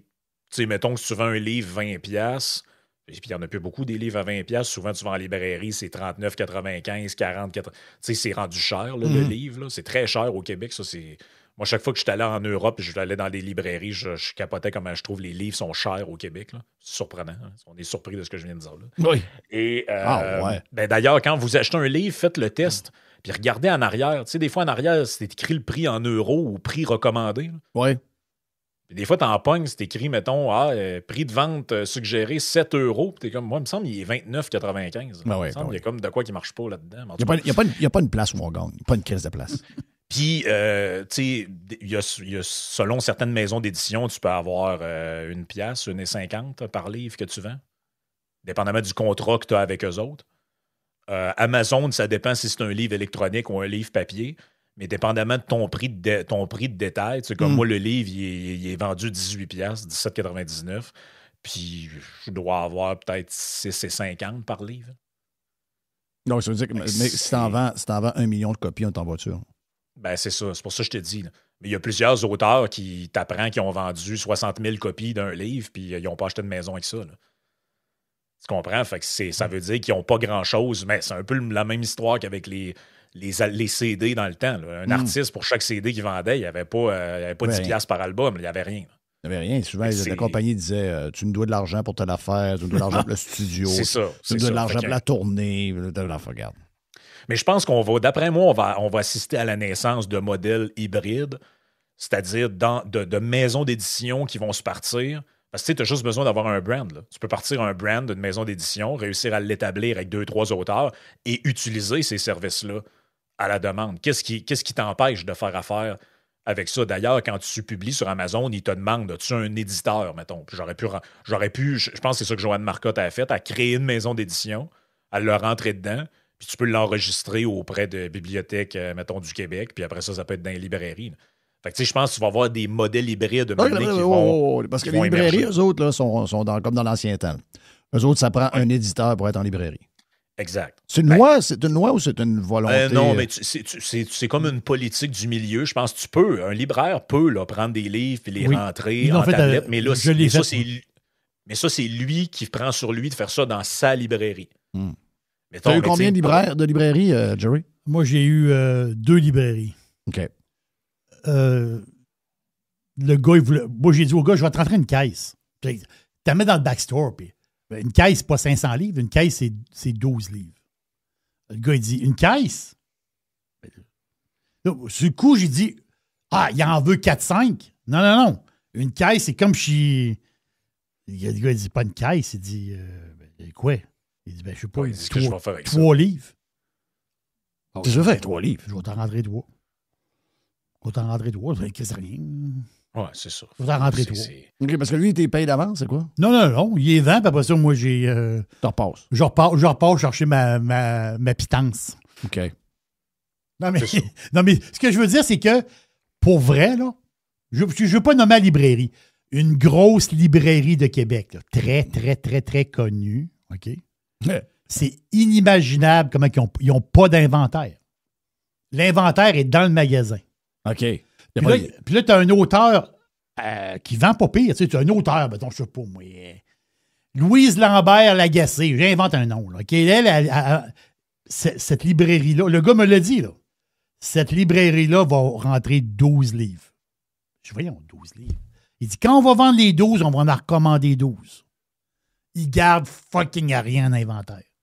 Moi, je dis, quel système spécial. J'ai dit, il y a des clients qui rentrent à la librairie pour acheter le livre. Vous ne l'avez pas. Vous envoyez le monde chez Amazon. Oui. Ben, moi, tu vois, c'était ça mon enjeu. Je veux dire, je prétends pas être Patrick Sénécal ou Michel Tremblay, là, mais je veux dire, le livre, là, en une semaine aujourd'hui, jour pour jour, il y en a à peu près 1000 de parties. Non, c'est extraordinaire, c'est incroyable. On comprend-tu que Quelle si tornade. la librairie, il y a 3 copies dans la tablette, moi, je reçois des mails de la journée de monde qui me dit « Je suis allé, il l'a pas ton crise de livre. » Voilà, tu as 100% raison, c'est ça l'histoire. Ben oui. Tu commences à gérer ça, Mike. Faut que tu gères ça. Là, tu nous as parlé de ton livre, t'es allé, puis il n'y a rien. Il n'y a rien. Tandis que les gens achètent ton livre, là, ils l'achètent sur Amazon. C'est ça. Donc, c'est sur Amazon. Toutes les Amazon. J'ai deux chums qui sont aux États-Unis, ils l'ont commandé. D'ailleurs, un auditeur, pirate, il se l'est fait livrer par .com, il est en Californie. OK, mais je veux dire, c'est correct, c'est capoté. C'est sur Amazon normal, là. C'est pas le Amazon de livres à part. C'est vraiment le Amazon. Non, c'est Amazon.ca, c'est référencé là-dedans. Puis, tu peux, si tu es en France, tu vas sur .fr au Canada.ca, puis .com aux States. Super. Donc là, toi, tu le vends. Amazon le livre. Exact. Dépendamment si le client est Prime ou non. C'est ça. Si le client n'a pas acheté pour 35$, ben ils vont lui dire que ça coûte 4,95$ de livraison. Exact, c'est ça, à peu près. OK. Puis là, toi, tu fais à peu près 6$ par livre. Bon, à peu près 6,50$ à peu près. Il faut dire qu'Amazon le fabrique aussi. Amazon le fabrique. C'est eux autres qui l'impriment. C'est l'auto-édition, ils appellent ça Direct Publishing. Exact. C'est KDP, le Kindle Direct Publishing. Fait que, tu sais, eux autres, je pense, c'est à peu près 5$ le coût pour l'imprimer, puis tout ça. Tu rajoutes à ça la marge qu'eux autres, ils se prennent pour la vente. Fait que, tu sais, c'est genre un tiers. C'est quand même beaucoup, là. Oui. Parce que ce système-là. Là. Moi, je me rappelle, j'avais négocié avec le grand patron de la presse après mon départ de Radio X. Je me rappelle ça a duré pendant 2 mois de temps. T'allais manger tel restaurant à Tempête. Crevier, c'est ça? Ouais, je Crevier, le gars de la presse. Il s'occupait du journal puis s'occupait des éditions de la presse. J'étais pas capable de m'entendre avec. J'ai dit, je peux pas te vendre mon histoire. Puis tu vas me faire une razzia avec ça. Puis tu vas me laisser 10%. Ben non, Christophe. Voyons, tabarnak. Non. Tu sais, les montants que tu me donnes, ça a de l'allure. Tu sais, là, tu en as 1000 de vendus. Ça commence. Donc, il n'y a pas beaucoup de livres au Québec qui ont vendu 1000 copies en passant. Comment? Très peu. Non, très Cette année, combien de gens ont vendu 1000 livres au Québec? 2? Je sais pas. Honnêtement, là, je serais curieux de voir, parce que là, ça aussi, c'est une autre affaire. Tu sais, on parle souvent des médias traditionnels. Nous autres, les podcasts, c'est plus facile de voir nos chiffres. Si le segment sur YouTube, je peux pas le cacher, là, qu'il y a eu 500 vues ou 5000. Je peux pas le cacher. Ben, les livres, c'est un peu pareil. Là, en ce moment, en tout cas, au moment où on enregistre, si je le regarde sur sa page Amazon, c'est encore écrit, là, numéro 1 des ventes dans livres en français. C'est dommage. Tu cliques sur livre en français, puis il y a moi, numéro 1. Après ça, il y a un livre qui s'appelle La femme de ménage. Puis après ça, c'est Dan Brown, Le secret des secrets. Oui, Dan Brown. Tabarnak. C'est à l'avant de Dan Brown, Frank. Fait que, tu sais, on comprend, là. Je sais bien que dans 3 semaines, il va être disparu probablement de là. C'est un gros coup, puis il y a beaucoup de gens se le sont procurés rapidement. Je suis très content de ça, d'ailleurs. Mais, tu sais, je peux pas le cacher. Je peux pas l'inventer. Le livre, il est là. Fait que c'est ça. Moi, je suis très satisfait très satisfait de ce système-là, honnêtement. Là. J'aurais... si tu recommences, je pense que beaucoup de Moi, je dis que tu vas vendre 5000. Ben écoute, c'est ce qu'on espère. J'espère que les auditeurs qui sont là puis qui me connaissent depuis longtemps par Radio Pirate puis par le podcast, tout ça, ça va les intéresser. Ce livre-là, dans le fond, l'idée... Ouais, raconte un peu c'est quoi le... C'est ça, parce que j'ai Parce que le premier, c'était la décroissance. Le premier livre que j'ai écrit, c'était sur la décroissance. C'était extraordinaire pour ça. Après ça, j'ai écrit un livre qui raconte plusieurs anecdotes de musiciens que j'ai publié en 2022. Qui était plus un livre pour me faire plaisir. Que lui, il avait bien fonctionné aussi, mais c'était pas politique, c'était moins dans mon range un peu. Puis ça faisait longtemps que j'avais un projet pour un 3e livre dans ma tête, mais je cherchais comme l'étincelle pour dire c'est le morceau qui relie tous les morceaux ensemble. Puis là, j'avais des affaires, puis j'avais beaucoup abordé de thèmes différents dans mes podcasts, dans des chroniques de politique, puis tout ça. Puis j'avais des notes, j'avais des affaires, puis à un moment donné, la pandémie m'a allumé sur des affaires, mais c'est vraiment l'élection de Carney. Quand là, j'entendais autour de moi, là, ouais, mais il y a un beau CV, ce gars-là. Ah oui. J'étais là, t'es la 45e personne qui me dit ça. C'est quoi qui se passe? Qu'est-ce qui se passe ici? Là? Puis là, j'étais obsédé par cette question-là. Puis un moment donné, dans le détour d'une conversation, je ne sais plus qui me dit ça, un moment donné, mais il me dit les jeunes sur Internet, ils appellent ça, les gens qui font ça, ils appellent ça des NPC. T'sais. Là, ça m'a comme obsédé, j'étais allé lire là-dessus, puis là, je me suis dit, je vais fouiller là-dessus. En gros, les jeunes, les plus jeunes, surtout dans le monde des gamers, disent, mais quand tu joues à un jeu vidéo, là, tu joues à. Toi, t'es le personnage du jeu vidéo. Les bonhommes, comme on disait dans le temps, qui sont animés par l'intelligence artificielle ou par la console ou par l'ordinateur, ils appellent ça dans le langage des non-player characters. Fait que, c'est des personnages qui sont tous pareils, mais contrôlés par l'intelligence artificielle.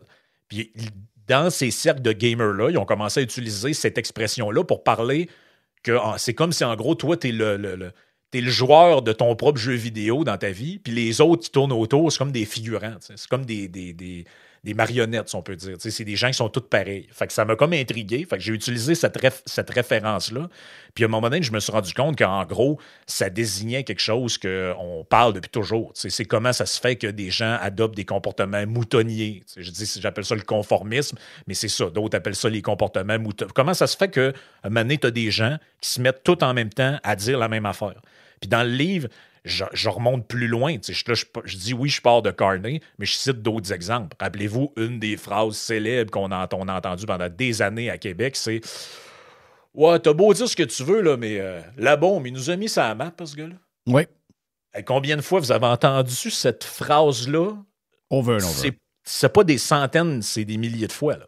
Ouais. Puis là, maintenant, tu te dis, mais comment ça que les gens arrivent maintenant à répéter machinalement des slogans même, des phrases. Ah, Poiliev, c'est un mini-Trump. Oh oui. Ça, c'est une autre affaire. Là, on redécolle, c'est un autre. Ah, Duhem, il parle rien que des drag queens, ce gars-là? Oui.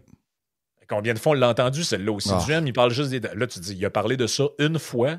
Depuis, c'est parce qu'à chaque fois qu'il va en entrevue, on y parle de ça. Mais il parle pas tout le temps de ça. Exact. Ah non, Duhem, moi, pas capable. C'est un coucou, ce gars-là, il parle rien que des drag queens. Après ça, quelle autre phrase aussi qu'on entendait? Ah, on construit l'avion en vol. Oui, ça, COVID. On construit. Moi, ça me fascinait. Je disais, mais pourquoi tout le monde me dit des affaires de même, puis que tout le monde se répète, puis recommence les mêmes affaires. Puis là, tu te dis, Mané, j'ai l'impression que j'ai interagi avec des robots. Oui, c'est des non-player characters. C'est des NPC, le monde. C'est ça. Puis, fait que là, j'ai commencé à fouiller là-dessus, puis je me suis rendu compte que attends un peu, OK, il y a vraiment des études qui ont été faites en psychologie, en sociologie, dans différents domaines pour étudier ça, là, dans le fond. Pourquoi les gens font des trucs de même? En psychologie, mettons, il y a un psychologue dans les années 50 qui faisait une étude avec des gens, puis il avait montré avec ça que quand tu mets une personne seule face à des gens qui disent la même affaire, ils vont adopter le comportement de la personne. Ouais. Puis il faisait ça avec des exemples très simples. Il disait, mettons, il mettait 3 je le montre dans le livre, il disait aux gens, regarde, voici 3 triangles. Dans les choix de réponse suivants, tu dois prendre celui qui correspond à celui qu'il y a dans l'encadré à côté. Fait que là, t'en as un petit, t'en as un moyen, t'en as un gros. Si tu fais faire ce test-là aux gens tout seuls, ils répondent à peu près toutes systématiquement les bonnes réponses. Ah oui, c'est le A qui correspond au plus gros de là-dedans, mettons. Mais si tu prends ces gens-là, tu les mets dans un groupe, puis que les 5 personnes qui répondent avant eux répondent la mauvaise réponse, ils vont répondre la mauvaise réponse, eux autres aussi. Mais c'est bon. Puis ça a vraiment ça a fait l'objet d'expériences en psychologie, là, genre des tests cliniques, puis tout ça, puis ils disaient, OK, on va changer l'expérience. Mettons qu'on rajoute, dans le cas de figure, quelqu'un qui, lui, va dire la bonne réponse. Ah ben là, le pourcentage d'erreur diminuait. Parce que là, il y en a 4 qui ont dit la mauvaise, mais il y en a quand même un qui a dit celle que je pensais, fait que je vais m'essayer. Puis, tu sais, il y a eu toutes sortes d'études qui ont été faites pour essayer d'expliquer ces comportements-là. Dans le fond, pourquoi les gens, un moment donné, ils se comportent juste comme les autres. Ils imitent les autres sans trop réfléchir. Peu importe. J'ai une histoire que Mr. White m'a racontée par rapport à ça. Puis il avait vu justement un genre d'étude qui avait été faite sur le même cas, là, sur la même manière de fonctionner. Tu as un ascenseur.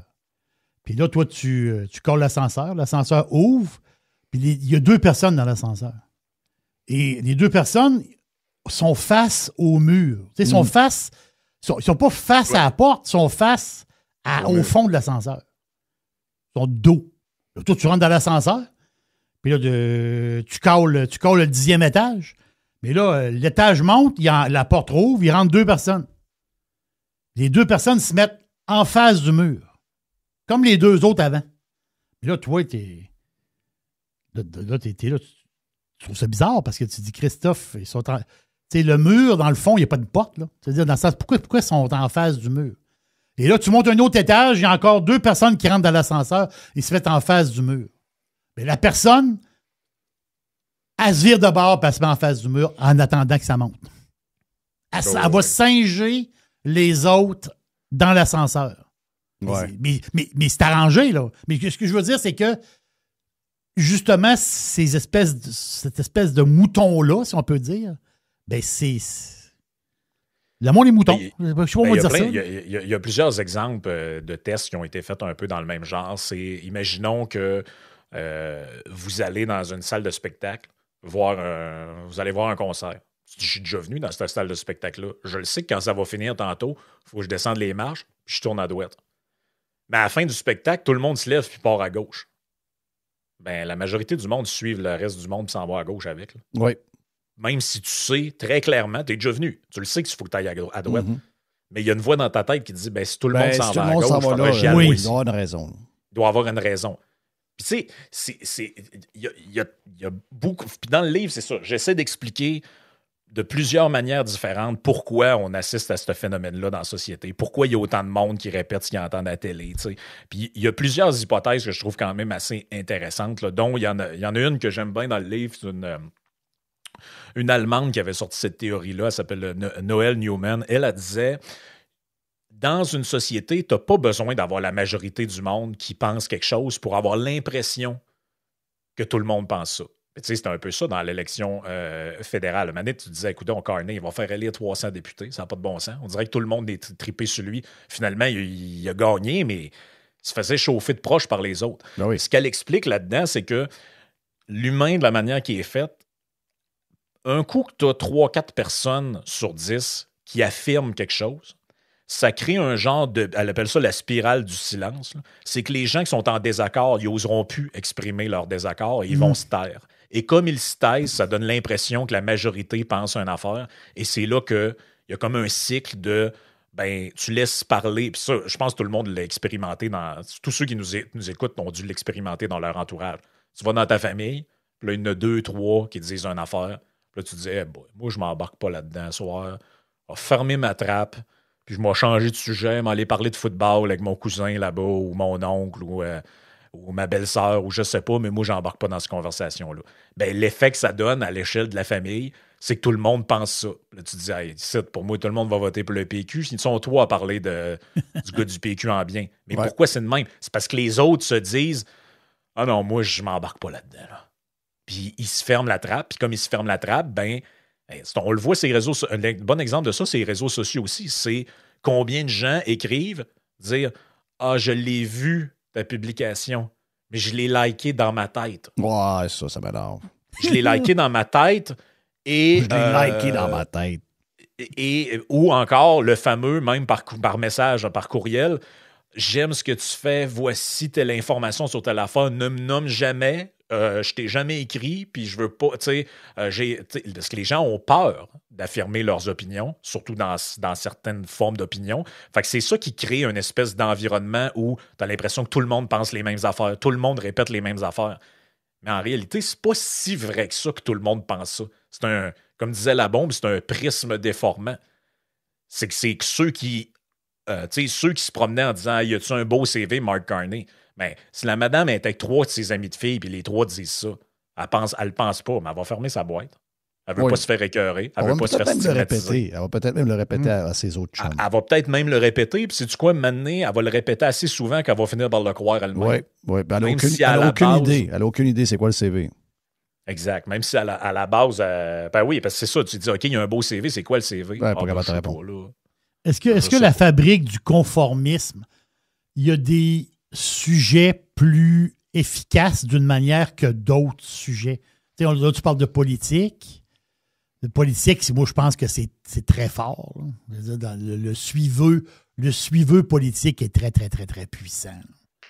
Le mouton politique est très puissant. Y a-tu d'autres affaires? Je ne sais pas, moi, je pense que, mettons, l'environnement, c'est clair que c'est pour en revenir peut-être un peu sur le sujet du premier livre. Je pense que c'était un des moments, je pense, clés. Parce que dans l'idée de fabriquer un discours unique, là, ben, ça vient avec une autre affaire, c'est la marginalisation, diabolisation des gens qui ont un discours différent. Donc, là, tu crées un système où voici une idée que je veux implanter et je vais décrire tous ceux qui sont contre cette affaire-là comme des malades dans la tête, des climato-négationnistes, Là, ben, les gens sont comme, ben moi, je suis pas sûr que c'est tant de bonne idée que ça. Là. Les chars obligatoires électriques en telle année, c'est ça. Toi, tu penses pas aux générations futures, t'es contre la Terre. Fait que c'est comme ça que tu crées une opinion qui finit par dominer. Puis c'est ce que j'explique dans le livre. Pas parce que les gens y croient fondamentalement, mais parce qu'ils veulent pas payer le prix d'être associés à l'autre opinion. Parce qu'à un moment donné, tu veux préserver une image positive de toi auprès de tes proches. Tu veux continuer d'être accepté dans tes amis. Tu veux... Puis ce que j'explique, c'est le milieu aussi renforce les convictions. Tu sais, mettons, t'es péquiste, là, mais t'as des doutes un peu. Tu te dis, ouais, je sais pas trop, là. Moi, le référendum, le prochain mandat, il me semble que c'est pas un bon plan. Cette affaire-là, on va se planter. On devrait peut-être... Mais là, si tu vas au congrès des jeunes péquistes, là, ou du parti, tout le monde est pour ça. Puis la prime de popularité, c'est pour celui qui est le plus souverainiste de la gang. Fait que tu vas ressortir de là convaincu qu'il faut continuer d'aller par l'avant avec ça. Là. Fait que tu sais, le milieu dans lequel tu baignes c'est un peu ça l'idée de la chambre d'écho. Là. C'est que le milieu dans lequel tu baignes est aussi une place où se radicalisent les opinions. Où celui qui est le plus pour telle affaire devient la personne de référence, si on veut. Là. Fait que je pense que pour l'environnement, c'est particulièrement vrai. Là. On l'a vu. Là. Même un gars comme Stephen Guilbeault, comme maintenant a commencé à... Tu vois qu'il faut qu'il mette un peu d'eau dans son vin pour justifier le gouvernement qui abandonne la taxe. Il s'est tout fait flusher par les radicaux de l'environnement. Les radicaux de l'environnement, ils disent, ce gars-là, il n'est plus avec nous autres. Parce que c'est un espèce de système, justement, fermé, là, où, ben là, tu es incité à rentrer dans les rangs, sinon tu vas être exclu des rangs. Et je pense qu'on le voit en politique, on le voit dans l'environnement, on le voit dans plein d'affaires autour de nous autres. Puis c'est ce que j'ai essayé de faire, d'essayer d'expliquer un peu ça, comment ça fonctionne. Donc, livre disponible sur Amazon. Donc, c'est vraiment hot, Frank, vraiment hot. Yes, puis merci à tous les auditeurs qui vont se le procurer. Moi, je pense que c'est 5000. Moi, je pense 5000 copies. Ben écoute, ça serait au-delà de mes espérances, j'en serais très content. Fait que merci à tous les pirates qui sont là et qui font confiance depuis des années. Fait que... François Fournier. C'est François. C'est François. C'est Frank. Le dédomiseur. Mais pour Amazon, c'est François Fournier. Vous voulez plus de François? François! Eh bien, venez sur la version Prime. On a 1h30 de podcast avec Frank. Beaucoup de sujets pour jaser le même. Tout relié au livre un peu. Quelques petites surprises à la fin également. Donc, allez vous inscrire sur radiopirate.com. La première semaine, elle est gratis.